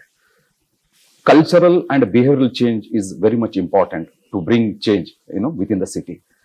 ಸೊ ಯಾಕೆ ಈ ಬೆಂಗಳೂರಿನಲ್ಲಿ ಕನ್ನಡಿಗರಿಗೆ ಮತ್ತು ಕನ್ನಡೇತರರಿಗೆ ಈ ಬ್ರ್ಯಾಂಡ್ ಬೆಂಗಳೂರು ಬಗ್ಗೆ ಇನ್ನೂವರೆಗೆ ಒಂಥರ ಒಂದು ಅಭಿಮಾನ ಬರ್ತಾ ಇಲ್ಲ? ಬೆಂಗಳೂರಿನಲ್ಲಿ ಏನ್ ಕೊರತೆ ಕಾಣ್ತಾ ಇದೆ? ಪೊಲಿಟಿಕಲ್ ಪಾರ್ಟೀಸ್ಗೂ ಕೂಡ ಒಂದು ಸಂದೇಶ ಹೋಗ್ಬೇಕು, ಬ್ರ್ಯಾಂಡ್ ಬೆಂಗಳೂರು ಅಂದ್ರೆ ಎಷ್ಟು ಜವಾಬ್ದಾರಿ ಒಂದು ಮಾತು, ರೈಟ್? ಹಾಗೇನೆ ನಮ್ಮ ಸಮಾಜದಲ್ಲಿ ಇರುವಂತ ಸಿಟಿಸನ್ಸ್ ಇರ್ಬೋದು, ಯೂತ್ ಇರ್ಬೋದು, ಏನು ಒಂದು ಸಂದೇಶ ನೀವು ಕೊಡಕ್ಕೆ ಇಷ್ಟಪಡ್ತೀರಾ? ನೋಡಿ, ಮೂಲ ಬೆಂಗಳೂರು ನಿವಾಸಿಗಳು ಅಂದ್ರೆ ಬೆಂಗಳೂರಿನಲ್ಲಿ ಹುಟ್ಟಿದವರು ಅಥವಾ ಬೆಂಗಳೂರಿಗೆ ಯಾವಾಗ ಬಂದು 15-20 ವರ್ಷ ಬೆಂಗಳೂರಿನಲ್ಲೇ ನೆಲೆಸಿರೋರು, ಅಂಥವ್ರು ಯಾರಿದ್ರು ಅವ್ರಿಗೆ ಬೆಂಗಳೂರು ಬಗ್ಗೆ ಇರೋ ಅಭಿಮಾನ ಬೇರೆ ತರದ್ದು. ಯಾವ ತರದ್ದು ಅಂದ್ರೆ, ನಮ್ ಪ್ರಕಾರ ಬೆಂಗಳೂರು ತುಂಬಾ ಚೆನ್ನಾಗಿತ್ತು. ನಾವು ಬೆಂಗಳೂರಿನಲ್ಲಿ ಹುಟ್ಟಿದವ್ರಿಗೆ ನಮ್ ಪ್ರಕಾರ ಬೆಂಗಳೂರು ತುಂಬಾ ಚೆನ್ನಾಗಿತ್ತು. ಹೌದು, ಈಗ ಬೆಂಗಳೂರು ಚೆನ್ನಾಗಿಲ್ಲ, ಇದು ನಮ್ಮ ಅಭಿಪ್ರಾಯ. ಆದ್ರೆ ಯಾರು ಈ IT ಒಂದು ರೆವಲ್ಯೂಷನ್ ತರದ್ದು ಆಗಿದೆಯೋ, ಫಸ್ಟ್ ವೇವ್ ಪಬ್ಲಿಕ್ ಸೆಕ್ಟರ್ ಅವ್ರು ಬಂದಾಗ್ಲೂ ಇಷ್ಟು ಬೆಂಗಳೂರು ಬೇರೆ ಬದಲಾವಣೆ ಆಗ್ಲಿಲ್ಲ. ಅಂದ್ರೆ IT ಬಂದ್ಮೇಲೆ ತುಂಬಾ ಬದಲಾವಣೆ ಆಯ್ತು. ನಮಗೆ ಬೆಂಗಳೂರು ಸರಿ ಹೋಗ್ಬೇಕಂದ್ರೆ ಭಾರತದಲ್ಲಿ ಇನ್ನ 100 ಮಹಾನಗರಗಳು ಆಗ್ಬೇಕು. 100 ಮಹಾನಗರ ಆಗ್ಬೇಕು. ಒಂದೊಂದು ಮಹಾನಗರದಲ್ಲಿ 50 ಲಕ್ಷ ಜನ ಇದ್ರೆ 5 million population. Okay. In 100 cities, if you have 500 million people can be accommodated. Right. ಅರ್ಥ ಆಯ್ತಾ? Absolutely. 500 million people. Am I correct? Yeah, I think it's 500 million people in the next 10 years will only be 1/3 of the population. ಶೇಕಡ 30 ಅಂದ್ರೆ 1/3 ಭಾಗದಷ್ಟು ಮಾತ್ರ ಜನಕ್ಕೆ ಅದು 100 city ನೀವು ಮಾಡಿದ್ರೆ 100 cities with capacity of 5 million ಮಾಡಿದ್ರೆ ನೀವು ಬರೀ ಶೇಕಡ ಇಷ್ಟು ಜನಕ್ಕೆ ಮಾಡದಂಗೆ ಇರುತ್ತೆ. ಅಂದ್ರೆ ಅವರೆಲ್ಲ ಅರ್ನಿಂಗ್ ಮೆಂಬರ್ಸ್ ಆದ್ರೆ 100 ಸಿಟಿ ಡ್ರೈವರ್ಸ್ ಆಫ್ ಎಕಾನಮಿ ಆಗುತ್ತಾವು, ಅವರು ಮಾಡೋದಕ್ಕಾಗತ್ತೆ. ಹೌದು. ಹಿಂದೆ ನಾನೇನ್ ಹೇಳ್ತಿದ್ದೆ, ನಾವು ಕರ್ನಾಟಕದಲ್ಲಿ ನಾವು 10 ನಗರಗಳನ್ನ ನಾವು ಮಾಡಬೇಕು, ಹೌದು, ಅವಾಗ ಚೆನ್ನಾಗತ್ತೆ ಅಂತ. ಆದ್ರೆ ನನ್ಗೆ ಕರ್ನಾಟಕದ ರಾಜಕಾರಣಿಗಳ ಮೇಲೆ ಒಂದೇ ಮಾತಲ್ಲಿ ಹೇಳ್ತೀನಿ, ನನಗೆ ಏನು ಭರವಸೆ ಇಲ್ಲ. ಅವ್ರಿಗೆ ದೂರದರ್ಶನ ಇಲ್ಲ, ಮತ್ತೆ ಅವ್ರಿಗೆ ಕ್ರಿಟಿಕಲ್ ಥಿಂಕಿಂಗ್ ಎಬಿಲಿಟಿ ಇಲ್ಲ, ಮತ್ತೆ ಅವ್ರಿಗೆ ನಿಯತ್ತಿಲ್ಲ. ಅವರಿಂದ ನಾವು ನಿರೀಕ್ಷೆ ಮಾಡಲ್ಲ. ಅದಕ್ಕೆ ನಾ ಏನ್ ಹೇಳ್ತೀನಿ, ನಾವು ಭಾರತೀಯ ಜನರು ಹೆಂಗೆ ಯೋಚನೆ ಮಾಡ್ಬೇಕಂತಂದ್ರೆ, ಎಲ್ಲಾ ಮಹಾನಗರಗಳು ಕೆಡ್ತಾ ಬಂದಿವೆ, ಕೆಟ್ಟಿವೆ ಹಿಂದೆ, ನಾವು ಈಗ ಕೆಟ್ಟಿದೀವಿ. ಬೆಂಗಳೂರು ಕೂಡ ಇಲ್ಲಿ ಇಷ್ಟೊಂದು ಜನ ಇರೋದಕ್ಕೆ ಸಾಧ್ಯ ಇಲ್ಲ. ಹೌದು. ಆದ್ರೆ ಮುಂದೆ ಜನ ಬರ್ತಾರೆ ಅಂದ್ರೆ ನಾವು ತಡೆಯೋದಕ್ಕೆ ಆಗೋದಿಲ್ಲ. ಹೌದು. ನಾವು ಬೆಂಗಳೂರ್ನ ನಾವು ಬೆಳೆಸ್ಬೇಕು ಅಂದ್ರೆ ಬೆಂಗಳೂರಿನಲ್ಲಿ ನಮಗೆ ಮೇಯರ್ ಬೇಕು, ಮತ್ತೆ ಮೇಯರ್ಗೆ ಪವರ್ ಇರ್ಬೇಕು ಅಂತ ನಮ್ಗೆ ಕೇಳಕ್ ಆಸೆ ಆಗಿದೆ. ಆಯ್ತಾ? ಹೌದು. ಅದು ನಾವು ಮಾಡೋದಿಕ್ಕೆ ಸ್ವಲ್ಪ ಕಷ್ಟ ಪಡ್ಬೇಕು. ಇದು ಬೀದಿಲಿ ಹೋಗಿ ಮಾಡೋ ತರದ ಜಗಳ ಅಲ್ಲ ಇದು. ಹೌದು. ನನ್ನ ಪರಿಹಾರ ನಾನು ಸಜೆಸ್ಟ್ ಮಾಡೋದೇನಂದ್ರೆ, ಹೇಗೆ ಬೆಂಗಳೂರಿನಲ್ಲಿ ಒಬ್ಬ ಎಲ್ಲಿ ವಿಧಾನಸೌಧದಲ್ಲಿ ಕೂತ್ಕೊಂಡು ಇಡೀ 7 ಕೋಟಿ ಕರ್ನಾಟಕವನ್ನ ನಡೆಸೋದಿಕ್ಕೆ ಸಾಧ್ಯ ಇಲ್ಲೋ, ಹಾಗೆ ಡೆಲ್ಲಿಯಲ್ಲಿ ಎಷ್ಟೇ ದೊಡ್ಡ ಪಾರ್ಲಿಮೆಂಟ್ ಬಿಲ್ಡಿಂಗ್ ಮಾಡಿದ್ರು, ಡೆಲ್ಲಿಯಲ್ಲಿ ಒಬ್ಬ ಪ್ರಧಾನಿ ಕೂತ್ಕೊಂಡು ಅವನಿಗೆ ಬೇಕಾದ ಇಷ್ಟ ಬಂದವ್ರು ಮಾತ್ರ ಕ್ಯಾಬಿನೆಟ್ ಅಲ್ಲಿ ಇಟ್ಕೊಂಡು ಇಡೀ ಭಾರತವನ್ನ ನಡೆಸೋದಿಕ್ ಆಗೋದಿಲ್ಲ. ಇವ್ರು ಅದಕ್ಕೆ ಫೆಡರಲಿಸಂ ಅಂತ ಇವ್ರು ಯಾರು ಕೇಳ್ತಾರೋ, ಅವ್ರವರ ರಾಜ್ಯಗಳಲ್ಲಿ ಅವರು ವಿಕೇಂದ್ರೀಕರಣ ಮಾಡಿದಾರೆ ಕೇಳ್ಬೇಕು ನಾವು, ಇಲ್ದರೆ ಅವ್ರು ಸುಮ್ನೆ ಮಾತಾಡಬಾರ್ದು. ಆಯ್ತಾ? ಸೊ ನಿಮ್ದು ಮೆಸೇಜ್ ವೆರಿ ಪವರ್ಫುಲ್ ಆಗಿ ಒಂದು ನಾನ್ ಪ್ರಶ್ನೆ ಕೇಳಿದ್ರೆ ಬೆಂಗಳೂರಿಗೆ ಮಾತ್ರ, ಆದ್ರೆ ನೀವು ಕೊಟ್ಟಿರೋದು ಎಂಟೈರ್ ಇಂಡಿಯಾ. ಬರೀ ಬೆಂಗಳೂರಿಗೆ ಸಾಲ್ವ್ ಮಾಡಕ್ ಆಗಲ್ಲ. ಹೌದು. ಅಲ್ಲ, ಅದು ಕರೆಕ್ಟ್. ಇದು actually both state and also it's the nation has to hear about your point of view basically. So but ಇದರಲ್ಲಿ ಜನಸಾಮಾನ್ಯರಾದಂತಹ ನಮ್ಮ ಸಿಟಿಸನ್ಸು ಮತ್ತೆ ನಮ್ಮ ಯುವಕರು ಪಾತ್ರ ಏನಿದೆ ಆಕ್ಚುಲಿ? ಐ ಮೀನ್ ಬ್ರೀಫ್ ಆಗಿ ಹೇಳೋದಾದ್ರೆ ಏನ್ ಅಂದ್ರೆ, ಐನೋ ಇದು ಒಂದು ನಾವು ಪಾಲಿಟಿಕಲ್ ನಾವೇ ಚೂಸ್ ಮಾಡೋದಲ್ಲ, ರಾಂಗ್ ಜನಕ್ಕೂ ನಾವೇ ಚೂಸ್ ಮಾಡ್ತೇವಿ, ರೈಟ್ ಜನಕ್ಕೂ ನಾವೇ ಚೂಸ್ ಮಾಡ್ತೇವಿ, ರೈಟ್? ಸೊ ಬಟ್ ಏನ್ ಒಂದು ನೀವು ಒಬ್ಬ ಕಲಾವಿದರಾಗಿ ದೊಡ್ಡ ನಮ್ಮ ರಾಷ್ಟ್ರ ಮಟ್ಟದಲ್ಲಿ ಜಗತ್ ಮಟ್ಟದಲ್ಲಿ ಹೆಸರು ಮಾಡಿದ್ದೀರಾ, ಒಂದು ಸಂದೇಶ ಏನಾದ್ರು ಕೊಡೋದಾದ್ರೆ ಏನ್ ಕೊಡ್ತೀರಾ? ಈಗ ಸಿಟಿಗಳಲ್ಲಿ ಏನ್ ಜವಾಬ್ದಾರಿ ಇರುತ್ತೆ? ನೋಡ್ರಿ, ನನ್ ಮಗಳಿಗೆ ಹೇಳಿದ್ ನಾನು ನಿಮ್ಗೆ ಹೇಳ್ತೀನಿ. ನನ್ ಮಗಳು ಚಾರ್ಟರ್ಡ್ ಅಕೌಂಟೆಂಟ್, ಆಯ್ತಾ? ಹಾಗಾಗಿ ತುಂಬಾ ವಾದ ಮಾಡ್ತಾಳೆ.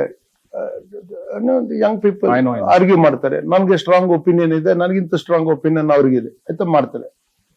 ಆದ್ರೆ ಅವಳಿಗೊಂದು ಹೇಳ್ತೀನಿ, ಅವಳಿಗೆ ಏನ್ ಹೇಳ್ತೀನಿ ನಾನು ಅಂದ್ರೆ, ನೋಡಿ, ನಮ್ಗೆ ನೀವು ಎಷ್ಟಕ್ಕೆ ಹಿಂದೆ ಕೇಳಿದ ಪ್ರಶ್ನೆಗೂ ನನ್ಗ ಹೇಳ್ಬೇಕು ಅಂತ ಅನ್ಸ್ತದೆ. ನಮ್ಮಲ್ಲಿ ಪ್ರೀತಿ ಇರಬೇಕು.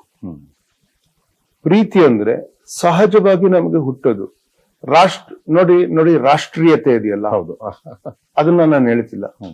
ಆದ್ರೆ ನಿಮ್ಮ ಮನೆಯ ಬಗ್ಗೆ, ನಿಮ್ಮ ಮನೆಯವರ ಬಗ್ಗೆ ಪ್ರೀತಿ, ಹೌದು, ನಿಮ್ಮ ಬಡಾವಣೆಯವರ ಬಗ್ಗೆ ಪ್ರೀತಿ, ನಿಮ್ ಊರ ಹಬ್ಬದ ಬಗ್ಗೆ ನಿಮಗೆ ಪ್ರೀತಿ, ಹೌದು, ಆಯ್ತಾ? ಹೌದು. ನಿಮ್ಮ ಆತ್ಮೀಯತೆ ಇರ್ತದೆ ಅದಕ್ಕೊಂದು, ಆಯ್ತಾ? ನಿಮ್ಮ ಮನೆಯಲ್ಲಿ ನಿಮ್ಮ ಪದ್ಧತಿಯಲ್ಲಿ, ನಿಮ್ಮ ಜಾತಿಯಲ್ಲಿ ಮಾಡುವ ಅಡುಗೆ ಪದ್ಧತಿಗಳು, ನೀವು ಮದುವೆ ಇಂಥ ಸಮಾರಂಭಗಳಲ್ಲಿ ನೀವು ಮಾಡೋ ಪದ್ಧತಿಗಳು, ಅದು ನಮ್ದು ಅಂತ ಇರುತ್ತಲ್ರಿ. ಒಂದು ಸಹಜ ಪ್ರೀತಿ ಇರುತ್ತೆ, ಗೊತ್ತಾ? ಹಂಗೆ ಸಹಜ ದೇಶ ಪ್ರೇಮ, ಪ್ರದೇಶ ಪ್ರೇಮ, ಬಡಾವಣೆ ಪ್ರೇಮ, ಊರು ಪ್ರೇಮ ಇರುತ್ತೆ ಅಲ್ಲ, ಅದು ಸಹಜ ಇರಬೇಕು. ಅದು ಎಲ್ಲಿಂದ ಬರುತ್ತದು ಅಂದ್ರೆ, ಎಲ್ಲರೊಳಗ ಒಬ್ಬ ನಾನು ಅಂತ ಅನ್ನಿಸ್ಬೇಕು.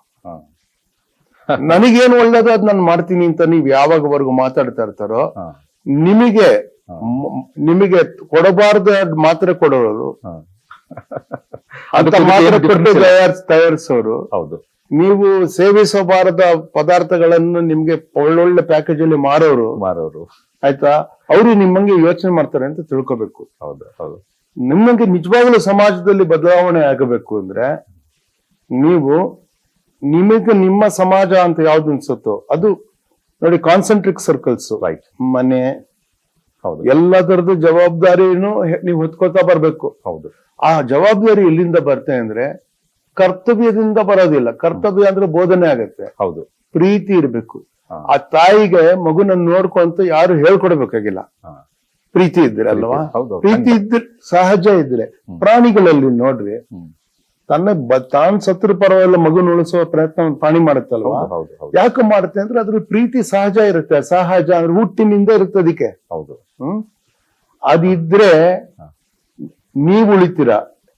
ನೀವೇನ್ ತಿಳ್ಕೊಬೇಕು ಅಂದ್ರೆ ಎಲ್ಲರೂ ಉಳಿತಾರಲ್ಲ, ಅದಕ್ಕೆ ನಾನು ಉಳಿತೀನಿ ಅಂತ ತಿಳ್ಕೊಬೇಕು.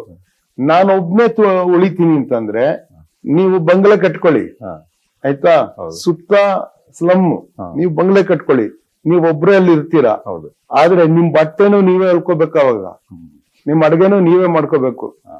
ಆಯ್ತಾ, ಹಾಗ್ ಬದುಕಕ್ಕೆ ನೀವು ತಯಾರಿದ್ರೆ ನೀವು ಸೆಲ್ಫ್ ಸೆಂಟರ್ಡ್ ಆಗಿರಿ, Right, right. ಸ್ವಾರ್ಥಿಗಳಾಗಿರಿ. ಇಲ್ದರೆ ಸ್ವಾರ್ಥದಿಂದ ನಿಮಗೆ ಅಪಾಯ ಇದೆ ಅಂತ ನಾನು ಹೇಳ್ತೀನಿ. ಇದು ನನ್ನ ಸಂದೇಶ, ನನಗೆ ಅನ್ಸಿದ್ದು. ಇದು ನಾನು ನನ್ನ ಮಗಳಿಗೆ ಹೇಳ್ತೀನಿ. ಹೌದು. ನನ್ನ ಮಗಳು ಇದನ್ನು ಒಪ್ತಾಳೆ. ವಾವ್. ಸೊ ಐ ಥಿಂಕ್ ಇದು ಒಂದು ಒಳ್ಳೆಯ ಒಂದು ಸಂದೇಶ, ಆ ಒಂದು ಮನೋಭಾವ ನಮ್ಮಂತ ದೊಡ್ಡವರು ನಮ್ಮ ಮಕ್ಕಳಿಗೆ, ಆಮೇಲೆ ನಮ್ಮ ಮುಂದಿನ ಜನಾಂಗಕ್ಕೆ ನಾವು ಮೆಸೇಜ್ ಕೊಡಬೇಕು. ಅಟ್ ಲೀಸ್ಟ್ ಏನೋ ಮುಂದಿನ ಜನರೇಷನ್ ನಲ್ಲಿ ಕೂಡ ಒಂದು ಏನೋ ಬದಲಾವಣೆ, ನಮ್ಮ ಮನೆಯಿಂದ ಬದಲಾವಣೆ ಶುರು ಆದ್ರೆ ಎಲ್ಲ ಏನೋ ಊರು, ದೇಶ, ಜಗತ್ತು ಇಲ್ಲಿಂದ ಶುರು ಆದ್ರೆ ಬದಲಾವಣೆ ಆಗತ್ತೆ.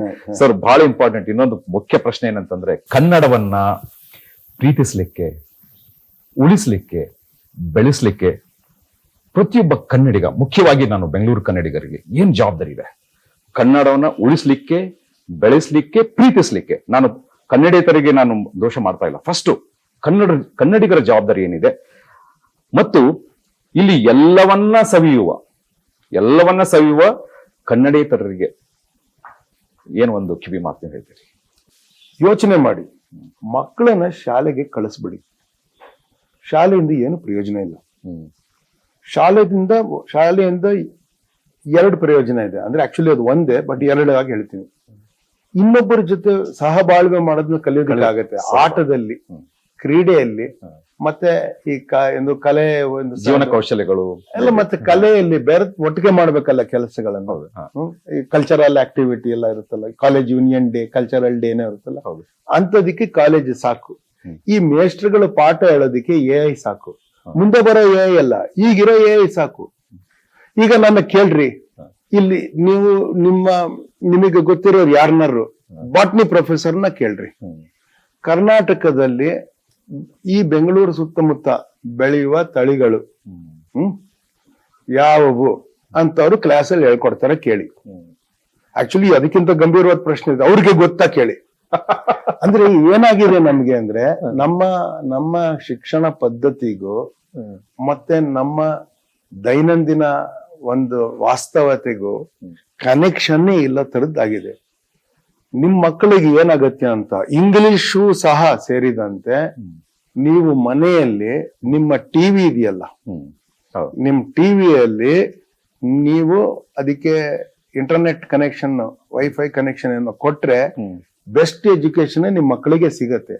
ಸೊ ಬಟ್ ಪ್ರಕಾಶ್, ಇದರಲ್ಲಿ ನಂದು ಸ್ವಲ್ಪ ಯಾಕಂದ್ರೆ ನಾನು ಕೂಡ ಕೆಳಮಟ್ಟದಲ್ಲಿ ಮತ್ತು ಆನ್ ಗ್ರೌಂಡ್ ದಲ್ಲಿ ಕೂಡ ನಾನು ಸರ್ಕಾರಿ ಶಾಲೆಗಳಲ್ಲಿ ಕೆಲಸ ಮಾಡ್ತಾ ಇದ್ದೀನಿ. You must use technology for the public good. The public good is defined only by one line. It should be good for the last person in the line. Right. For the lowest, most oppressed, the most opportunity derived person ಗೆ ಸಿಗ್ಬೇಕು. Public good ಅಂದ್ರೆ ಅದು. ಹಾಗೆ ನೀವು ಮಾಡುವ ಪ್ರಯತ್ನ ಮಾಡಬೇಕು. ನಾವು ಸರ್ಕಾರವನ್ನ ಕೇಳಬೇಕಾಗಿಲ್ಲ. ನಾನು ಅವ್ರ ಬಗ್ಗೆ ತಿರ್ಗಾ ಮಾತಾಡಲ್ಲ. ನಾನು ಹೇಳ್ತಿರೋದು ನಾವು ಮಾಡ್ಬೋದು. ಬಟ್ ಅದಕ್ಕೆ ನಾನೀಗ ಕಮಿಂಗ್ ಬ್ಯಾಕ್ ಟು, ಈಗ ನೀವು ಹೇಳಿದ್ದು ನಾನು ಎಲ್ಲಿ ಒಪ್ಪುತ್ತೀನಿ ಅಂದ್ರೆ, ಎಲ್ಲಿ ಅಫೋರ್ಡಬಲ್ ಎಜುಕೇಶನ್ ಇರುತ್ತೆ, ಯಾರು ದುಡ್ಡು ಕೊಟ್ಟು ಎಜುಕೇಶನ್ ಮಾಡ್ತಾರೆ, ಅಲ್ಲೆಲ್ಲ ತಂತ್ರಜ್ಞಾನ ಬೇಕು, ಅದಕ್ಕೆ ಏನು ಆಪ್ಟಿಮೈಸೇಷನ್ ಮಾಡಬೇಕು. ನನಗೆ ಗ್ರೌಂಡ್ ರಿಯಾಲಿಟಿ ಏನಂತಂದ್ರೆ, ನಮ್ಮ ಕರ್ನಾಟಕದಲ್ಲಿ 85,000ಕ್ಕೂ ಹೆಚ್ಚು ಸರ್ಕಾರಿ ಶಾಲೆಗಳಿದಾವೆ. ಅದರಲ್ಲಿ ಎಲ್ಲ ಖಾಸಗಿ ಅಂದ್ರೆ ಎಷ್ಟು ಮುಚ್ಚಿದೆ ಹೇಳ್ರಿ? ಮುಚ್ಚಿದ ನಂಬರ್ ನನ್ಗೆ ಗೊತ್ತಿಲ್ಲ, ಬಟ್ ನಾನೇನ್ I ಹೇಳ್ತೀನಿ, think, see, I'll tell you, I think over the last 3 decades, more than 20,000 schools have been closed. Prakash, ನೀವು ಹೇಳಿದ್ರಲ್ಲ, ಸ್ವತಂತ್ರ ಭಾರತದಿಂದ ಹಿಡ್ಕೊಂಡು ಇಲ್ಲಿವರೆಗೆ ನಾವು ಪ್ರಾಥಮಿಕ ಶಿಕ್ಷಣಕ್ಕೆ ಬೆಲೆ ಕೊಟ್ಟಿಲ್ಲ ಅಂತ ಹೇಳಿ. ನಾನು ಕೂಡ ಒಂದು ಏನಿಲ್ಲ ಅಂದ್ರೆ ಒಂದು 5-6 ವರ್ಷದಲ್ಲಿ ಒಂದು 60 ಸರ್ಕಾರಿ ಶಾಲೆಗಳು ವಿಸಿಟ್ ಮಾಡಿದ್ದೀನಿ. ನಾನು ಗುಲ್ಬರ್ಗಾ ಸರ್ಕಾರಿ ಶಾಲೆ ಹೇಳ್ತಾ ಇಲ್ಲ, ರಾಯಚೂರು ಸರ್ಕಾರಿ ಶಾಲೆ ಹೇಳ್ತಾ ಇಲ್ಲ, ನಾನು ಬೆಂಗಳೂರು ಸುತ್ತಮುತ್ತ ಸರ್ಕಾರಿ ಶಾಲೆಗಳನ್ನೇ ಹೇಳ್ತಾ ಇದ್ದೇನೆ. Okay, Horrible. ಫಂಡಮೆಂಟಲಿ ಪ್ರಾಬ್ಲಮ್ಸ್ ಇದೆ. ಸೊ ನಾನೊಬ್ಬ ಸಾಮಾಜಿಕ ಸೋಷಿಯಲ್ ಎಂಟರ್ಪ್ರನರ್ ಆಗಿ ನಮ್ದು ಕೂಡ ಒಂದು ಪ್ರಾಜೆಕ್ಟ್ ಈ ಶಾಲೆ ಇದೆ. ನಾನೇನು ಅಕಾಡೆಮಿಕ್ಸ್ ಟೀಚ್ ಮಾಡ್ತಾ ಇಲ್ಲ, ನಾವು ಕೂಡ ಅಲ್ಲಿ ಒಂದು ಕಾರ್ಯಕ್ರಮಗಳೆಲ್ಲ ಇದಾವೆ, like digital literacy, financial literacy, ಏನೋ ಕಾರ್ಯಕ್ರಮ ಮಾಡ್ತೇವೆ. ನಾನು ಏನು ಗುರಿ ಹೊಂದಿದ್ದೇನೆ ಅಂದ್ರೆ, ನೀವು ಹೇಳಿದಾಗೆ ನಾನು ಕೂಡ ಪೊಲಿಟಿಕಲ್ ಆಸ್ಪರೆಂಟ್ ಅಲ್ಲ, ಒಬ್ಬ ಸಾಮಾಜಿಕ ಸೋಷಿಯಲ್ ಎಂಟರ್ಪ್ರನರ್ ಆಗಿ ನಾನು ಏನು ಬದಲಾವಣೆ ಮಾಡ್ಬೋದು ಅನ್ನೋದನ್ನ ನಾನು ನೋಡ್ತಾ ಇದ್ದೇನೆ. ನಾನು 100 ಮಾಡ್ಬೋದಾ ಅಥವಾ 200 ಮಾಡ್ಬೋದಾ? ನಾನು 100 ಮಾಡ್ತೀನಿ, 200 ಮಾಡ್ತೀನಿ, ಅದರಿಂದ ಸಮಾಜ ಬದಲಾವಣೆ ಆಗಲ್ಲ. ಬಟ್ ನೀವು ಹೇಳಿದಾಗೆ You have to do it in scale, sir. we have to do it in scale. ಅದೇ The government should have done it in scale. The government is not going to do it. Coming But back- AI can enable us to do it in scale. ಅಲ್ಲಿ ನನ್ನ ಒಂದು problem ಏನ್ ಗೊತ್ತಾ, ಇಲ್ಲಿ visionary ಬೇಕು. ಏನಂದ್ರೆ, first of all, ಒಂದು ಸರ್ಕಾರಿ ಶಾಲೆಯಲ್ಲಿ ಒಂದು ಕ್ಲಾಸ್ ರೂಮ್ ಅನ್ನ ನಾವು ಸ್ಮಾರ್ಟ್ ಮಾಡ್ಬೋದಾ? ನಮ್ಮ ನರೇಂದ್ರ ಮೋದಿ ಅವರು ದಿಲ್ಲಿಯಲ್ಲಿ ಕುತ್ಕೊಂಡು ಎಲ್ಲದಕ್ಕೂ ಬಜೆಟ್ ಮಾಡ್ತಾರೆ. ನಾನೇನ್ ಹೇಳ್ತೀನಿ, ಇದು ರಾಜ್ಯ ಸರ್ಕಾರ ಎಲ್ಲ ಬಿಟ್ಟು ಕೇಂದ್ರ ಸರ್ಕಾರ ಕೈ ಎತ್ತಿ ತಗೊಂಡು, ಕರ್ನಾಟಕದಲ್ಲಿ 85,000 ಇರಲಿ, ಬೇರೆ ರಾಜ್ಯದಲ್ಲಿ 1,00,000 ಇರಲಿ, ಒಂದು ಕ್ಲಾಸ್ ರೂಮ್ ಅನ್ನ ನಾವೆಲ್ಲ ಸರ್ವ ಶಿಕ್ಷಣ ಅಭಿಯಾನ ಅಂತ ಹೇಳ್ತೀವಿ, ಚೈಲ್ಡ್ ರೈಟ್ಸ್ ಅಂತ ಹೇಳ್ತೀವಿ, ಎಜುಕೇಶನ್ ಅಂತ ಹೇಳ್ತೀವಿ. ಒಂದು ಕ್ಲಾಸ್ ರೂಮ್ ಅನ್ನ ಅಕಸ್ಮಾತ್ ಅವರು ಸ್ಮಾರ್ಟ್ ಕ್ಲಾಸ್ ಮಾಡಿದ್ರೆ, ನೀವು ಹೇಳೋರು ಅಂತ ಒಂದು ಏನು ಇನೋವೇಷನ್ ಇದೆಯಲ್ಲ, ಅದನ್ನ ಇಂಪ್ಲಿಮೆಂಟ್ ಮಾಡ್ಬೋದು. ಒಂದು class room. I'm sorry, sir. ನಾನು ಚಾಲೆಂಜ್ ಹೇಳ್ತೀನಿ, ಕೇಳಿದ್ರು. ಸ್ಮೃತಿ ಇರಾನಿ ಅವರು ಹ್ಯೂಮನ್ ರಿಸೋರ್ಸಸ್ ಮಿನಿಸ್ಟರ್ ಆಗಿದ್ದಾಗ ಶಿ ಸ್ಟಾರ್ಟೆಡ್ ಪಠ್ಯ ಪುಸ್ತಕಗಳನ್ನ ಡಿಜಿಟೈಸ್ ಮಾಡಿ national digital library of India ಅಂತ ಮಾಡಿದ್ರು. ಹೌದು, ಆಯ್ತಾ? ನಂಗೆ ಗೊತ್ತಿರೋ ಮಟ್ಟಿಗೆ 2 ಪೇಪರ್ ಅಲ್ಲಿ ವರದಿ ಆಗಿದೆ, ಇಷ್ಟಿಷ್ಟು. ಆಯ್ತಾ? ಅದು ಏನಾಗತ್ತೆ, ಯಾರು ಒಳ್ಳೆ ಕೆಲಸ ಮಾಡಿದ್ರೆ ಅದನ್ನ ಗುರುತಿಸುವ ಒಂದು ವಿವೇಕ ಮೀಡಿಯಾದವ್ರಿಗಿಲ್ಲ. ಮೀಡಿಯಾದವ್ರು ಏನು ಬೇರೆ ಕೆಲಸ ಸಿಗದೆ ಇದ್ರೆ ಆ ಕೆಲ್ಸಕ್ಕೆ ಹೋಗೋ ತರ ಆಗಿದ್ದಾರೆ ಇವಾಗ. ಆಯ್ತಾ? ಯಾರು ಮಾಡ್ಬೇಕು? ನಾ ಹೇಳುದು, ಅವ್ರಿಗೆ ಸರ್ಕಾರದಲ್ಲಿ ಉತ್ಸಾಹ ಉಳಿಬೇಕು. ಯಾರು ಒಂದು ಒಳ್ಳೆ ಕೆಲಸ ಮಾಡಿದ್ರು ಅವ್ರಿಗೆ ಉತ್ಸಾಹ ಉಳಿಬೇಕು ಅಂದ್ರೆ ನಾವು ಅದನ್ನ ರೆಕಗ್ನೈಸ್ ಮಾಡೋದಕ್ಕಾಗಬೇಕು. ಅಂದ್ರೆ ಡಿಜಿಟಲ್ ಅದು. Actually you can access that library, you can read those books. ನಾನು ಇದಕ್ಕೆ ಬರ್ತೀನಿ. ನಾನು ಸಿನಿಕಲ್ ಇಲ್ಲ. ನಾನು ಏನಾಯ್ತು, ಸಾಧ್ಯತೆಗಳ ಬದುಕು ನೋಡ್ಬೇಕು ನಾವು, ಪಾಸಿಬಿಲಿಟೀಸ್. ನೀವು ಇದನ್ನ ಮಾಡೋದಕ್ಕಾಗುತ್ತೆ. ನಾನು ರೋಟರಿ ಮೂವ್ಮೆಂಟ್ ಅಲ್ಲಿ, ನಾನು ರೋಟರಿಯಲ್ಲಿ ಇದ್ದೀನಿ. ನಾನು ರೋಟರಿ ತುಂಬಾ ಒಳ್ಳೆ ಕೆಲಸ ಮಾಡ್ತಾ ಇದ್ದೆ ಸ್ಕೂಲ್ಗಳಲ್ಲಿ. But we can't do the scale that the government should do. ನಾವು ಮಾಡಕ್ಕಾಗಲ್ಲ. ಅದಕ್ಕೆ ಯು ಶುಡ್ ಲೀಪ್ ಫ್ರಾಗ್. ನಾನು ಹುಚ್ಚಂತರ ಮಾತಾಡ್ತಾ ಇದ್ರು ಪರವಾಗಿಲ್ಲ ನನಗೆ, ಅಂದ್ರೆ ಸಿಟ್ಟಿರ್ಬೇಕು ಇವಾಗ ಮಾಡ್ತಾ ಇರೋದ್ರ ಬಗ್ಗೆ. ನೋಡಿ, ನಾವು ಒಂದು systemic deliberate denial of services is there to the poor in India. Right. And you have to fight it innovatively. You have to fight it with passion. ಅದನ್ನ ಮಾಡಕ್ಕಾಗ್ಬೇಕು. ಒಬ್ಬರೇ ಮಾಡೋದಕ್ಕಾಗೋದಿಲ್ಲ. ವಿಷನರಿ ಒಬ್ರು ಇರ್ಬೋದು, ಮಾಡಕ್ಕೆ ತುಂಬಾ ಜನ ಬೇಕು. ನಾನೇನಂದ್ರೆ ಒಬ್ಬ ಸೋಲ್ಜರ್ ಆಗಿ ಮಾಡಕ್ಕೆ ರೆಡಿ ಇದೀನಿ. ನನ್ ಕೈಲಾದಷ್ಟು ನಾನು ಮಾಡ್ತೀನಿ ಅಂತ ಹೇಳ್ತಿದ್ದೀನಿ. ಐ ಥಿಂಕ್ ಪ್ರಕಾಶ್, ಒಂದು ಸಂದೇಶ ಏನಂತಂದ್ರೆ, ನೀವು ಯಾಕಂದ್ರೆ ನಾಟಕದಲ್ಲಿ ಪಳಗ್ ಬಿಟ್ಟಿದ್ದೀರಾ ನೀವು ಬಹಳ ವರ್ಷಗಳಿಂದ. ನಾಟಕದಲ್ಲಿ ನಮ್ಮ ಕರ್ನಾಟಕದಲ್ಲಿ ಸರ್ಕಾರಿ ಶಾಲೆ ಮಕ್ಕಳಿಗೆ ಏನ್ ಮಾಡಬೇಕು, ಏನ್ ಮಾಡ್ಬೋದು, ಏನ್ ಚೇಂಜ್ ಮಾಡ್ಬೋದು ಅನ್ನೋದನ್ನ ಏನಾದ್ರೂ ಒಂದು ನಿಮ್ಮಲ್ಲಿ ಏನಾದ್ರೂ ಇನೋವೇಷನ್ ಇದ್ರೆ ನಮ್ಮ ಫೌಂಡೇಶನ್ ನೀವು ಸೇರಿ ಕೆಲಸ ಮಾಡ್ಬೋದು. 100 ನೋಡಿ, ನೀವ್ ಏನ್ ಕೇಳಿದ್ರು ಮಾಡ್ತೀನಿ ನಾನು ಶಾಲೆಗೆ. ನನ್ ಕೈಲಾಗಿದ್ದು ಏನ್ ಕೇಳಿದ್ರು ಮಾಡ್ತೀನಿ ನಾನು. ಆಯ್ತಾ? ನಾನು ಓಪನ್ ಹೇಳ್ತಿದ್ದೀನಿ. ನಾನು ಆಕ್ಚುಲಿ ನಿಮ್ಗೆಲ್ಲ ಎಲ್ಲರಿಗೂ ಹೇಳ್ತೀನಿ, ಯಾರು ಕೇಳಿ ನಾನು ಮಾಡ್ತೀನಿ. ಸರ್ಕಾರದ ಇತ್ತೀಚಿನ ಬೆಳವಣಿಗೆ, ಖಾಸಗಿ ಕ್ಷೇತ್ರದಲ್ಲಿ ಕನ್ನಡಿಗರ ರಿಸರ್ವೇಶನ್ ಹೇರಿಕೆ ಕುರಿತು ನಿಮ್ಮ ಚಿಕ್ಕ ಚೊಕ್ಕ ಆನ್ಸರ್ ಏನು? ಕಾನೂನು ಪ್ರಕಾರ ಇವರೇ ಕನ್ನಡಿಗರು ಅಂತ ನೀವ್ ಹೆಂಗೆ ಪ್ರೂವ್ ಮಾಡ್ತೀರಾ? ಈಗ ನಮ್ಮ ಜನದ ಭೂಮಿಯನ್ನ ನೀವು ಹುಬ್ಬಳ್ಳಿಯಲ್ಲಿ ಕೊಟ್ಟು ಅಲ್ಲಿ IIT ಸ್ಟಾರ್ಟ್ ಮಾಡಿದೀರಾ, ಫ್ರೀ ಕೊಟ್ಟಿದ್ದೀರಾ ಅವ್ರಿಗೆ. ಆಯ್ತಾ? ಹುಬ್ಬಳ್ಳಿಯ ಜನ ಅಲ್ಲಿ ಗೇಟಿಗೆ ಹೋದ್ರೆ ಅವರು ಯಾರಿಗೂ ಗೊತ್ತಾಗದೇ ಇರೋ ಭಾಷೆಯಲ್ಲಿ ಅವ್ರನ್ನ ಮಾತಾಡ್ಸಿದ್ರೆ ಅವ್ರು ಏನ್ ಮಾಡ್ಬೇಕು? ಮಾಡ್ಬೇಕು. ಇದು ಸರಿಗಿಲ್ಲ. ಅಂದ್ರೆ ಇದು ಒಂದ್ ತರದ ವೈಲೆನ್ಸ್ ಇದು. ಆಯ್ತಾ? ಅಲ್ಲಿ ಹುಬ್ಬಳ್ಳಿ ಮಕ್ಕಳಿಗೆ ರಿಸರ್ವೇಶನ್ ಅಲ್ಲಿ ಕೊಡ್ತೀರಾ? ಅಲ್ಲಿ ಟೀಚರ್ಸ್ ಆಗೋದಕ್ಕೆ, ಸ್ಟಾಫ್ ಆಗೋದಕ್ಕೆ ನೀವು ರಿಸರ್ವೇಶನ್ ಕೊಟ್ಟಿದ್ದೀರಾ ಅಲ್ಲಿ? ಕೊನೆ ಇಲ್ಲ ಇದಕ್ಕೆ. ನಮ್ಮಲ್ಲಿ ಪ್ರಾಬ್ಲಮ್ ಏನಿದೆ ಅಂದ್ರೆ, ನಾನ್ ಹೇಳಿದೆ, ನೀವು ನೋಡಿ ಅಲ್ಲಿ ಯಾರನ್ನಾದ್ರೂ ನೀವು ಎಂಪ್ಲಾಯ್ ಮಾಡಿ, ಅವನಿಗೆ ಯಾರು ಕನ್ನಡದಲ್ಲಿ ಮಾತಾಡಿದ್ರೆ ಇದು ಸ್ಟೇಟ್ ಲ್ಯಾಂಗ್ವೇಜ್. ಹೌದು, ಅವನು ಸ್ಟೇಟ್, ನೀವು ಇನ್ಸ್ಟಿಟ್ಯೂಷನ್ ಆಗಿದ್ರಿಂದ ಅವನಿಗೆ ಬರಬೇಕು ಮಾತಾಡೋದಕ್ಕೆ, ಅಥವಾ ಅವಳಿಗೆ ಬರಬೇಕು ಮಾತಾಡೋದಕ್ಕೆ. First level. ಸೆಕೆಂಡ್ ಲೆವೆಲ್ ಸ್ವಲ್ಪ ಬ್ಯಾಂಕ್ ಟೆಲ್ಲರ್ಸ್ ಎಲ್ಲ ಇರ್ತಾರೆ, ಕ್ಯಾಶಿಯರ್, ಬ್ಯಾಂಕ್ ಅಲ್ಲಿ ಫಾರ್ಮ್ ಫಿಲ್ ಮಾಡೋದು, ಎಲ್ಲ ಆಫೀಸ್ಗೆ ಹೋದ್ರೆ, ರೈಲ್ವೆದಲ್ಲಿ ನಮ್ಗೆ ಮೊದಲು ನಮ್ಗೆ ಕನ್ನಡದಲ್ಲಿ ಕೂಡ ಮಾತಾಡಿಸ್ತಾ ಇರ್ಲಿಲ್ಲ ರೈಲ್ವೆಯಲ್ಲಿ. ಈಗ ಹೆಂಗಿದೆ ಗೊತ್ತಿಲ್ಲ, ನಾವು ಹೋಗಲ್ಲ ರೈಲ್ವೆಗೆ. ಆದ್ರೆ ಬೆಂಗಳೂರು ಏರ್ಪೋರ್ಟ್ ಅಲ್ಲಿ ಕನ್ನಡದಲ್ಲಿ ಮಾತಾಡಿಸ್ತಾರೆ. ಓಕೆ, ಹೌದು. ನೋಡಿ, ಪ್ರೈವೇಟ್ ಅವ್ರಿಗೂ ಗೌರ್ಮೆಂಟ್ಗೂ ಡಿಫ್ರೆನ್ಸ್ ಇದೆ ಅಂತ ಹೇಳ್ತೀನಿ ನಾನು. ಇವಾಗ ವಿಚಿತ್ರ ಇದು. ಅವ್ರ ಲೆವೆಲ್ಗೆ ಸೆಕೆಂಡ್ ಲೆವೆಲ್ ಎಕ್ಸಾಮ್ ಪ್ರೊಫಿಷಿಯನ್ಸಿ ಯಾರಿಗೆ ಇರಬೇಕಂದ್ರೆ ಈ IAS ಅಂತವ್ರಿಗೆ. ನೀವು ಪ್ರೊಫಿಷಿಯನ್ಸಿ ಅಂದ್ರೆ ಕನ್ನಡ ಓದಿ ಬರೆಯಕ್ಕೂ ಬರಬೇಕು ನಿಮಗೆ, ಆ ಲೆವೆಲ್ ಅಲ್ಲಿ ಇರ್ಬೇಕು ನೀವು ಕನ್ನಡ ಸಂಸ್ಕೃತಿಯನ್ನು ಅರ್ಥ ಮಾಡ್ಕೊಳ್ಳೋಷ್ಟು ಲೆವೆಲ್ ಇರ್ಬೇಕು ನಿಮ್ಗೆ. 3 levels ಆಫ್ ಸರ್ಟಿಫಿಕೇಶನ್ ಇರ್ಬೇಕ್ರಿ. ಹೌದು ಹೌದು ಹೌದು. ಅದಿದ್ರೆ ಮಾತ್ರ ಉದ್ಯೋಗ ಕೊಡ್ತೀನಿ ಅಂತ ಹೇಳಿ. ಕನ್ನಡಿಗರು ಯಾರು ಅಂತ ಪರೀಕ್ಷೆ ಮಾಡ್ಬೇಡಿ, ಮಾಡಕೋಬೇಡಿ. ನೋಡ್ರಿ, ಇದು ಏನ್ರಿ, ಅವ್ರಿಗೇನ್ ಬುದ್ಧಿ ಇಲ್ವೇನ್ರಿ? ಅವ್ರಿಗೆ ಗೊತ್ತು, ಅವ್ರಿಗೆ ಮಾಡಕ್ ಇಂಟ್ರೆಸ್ಟ್ ಇಲ್ಲ.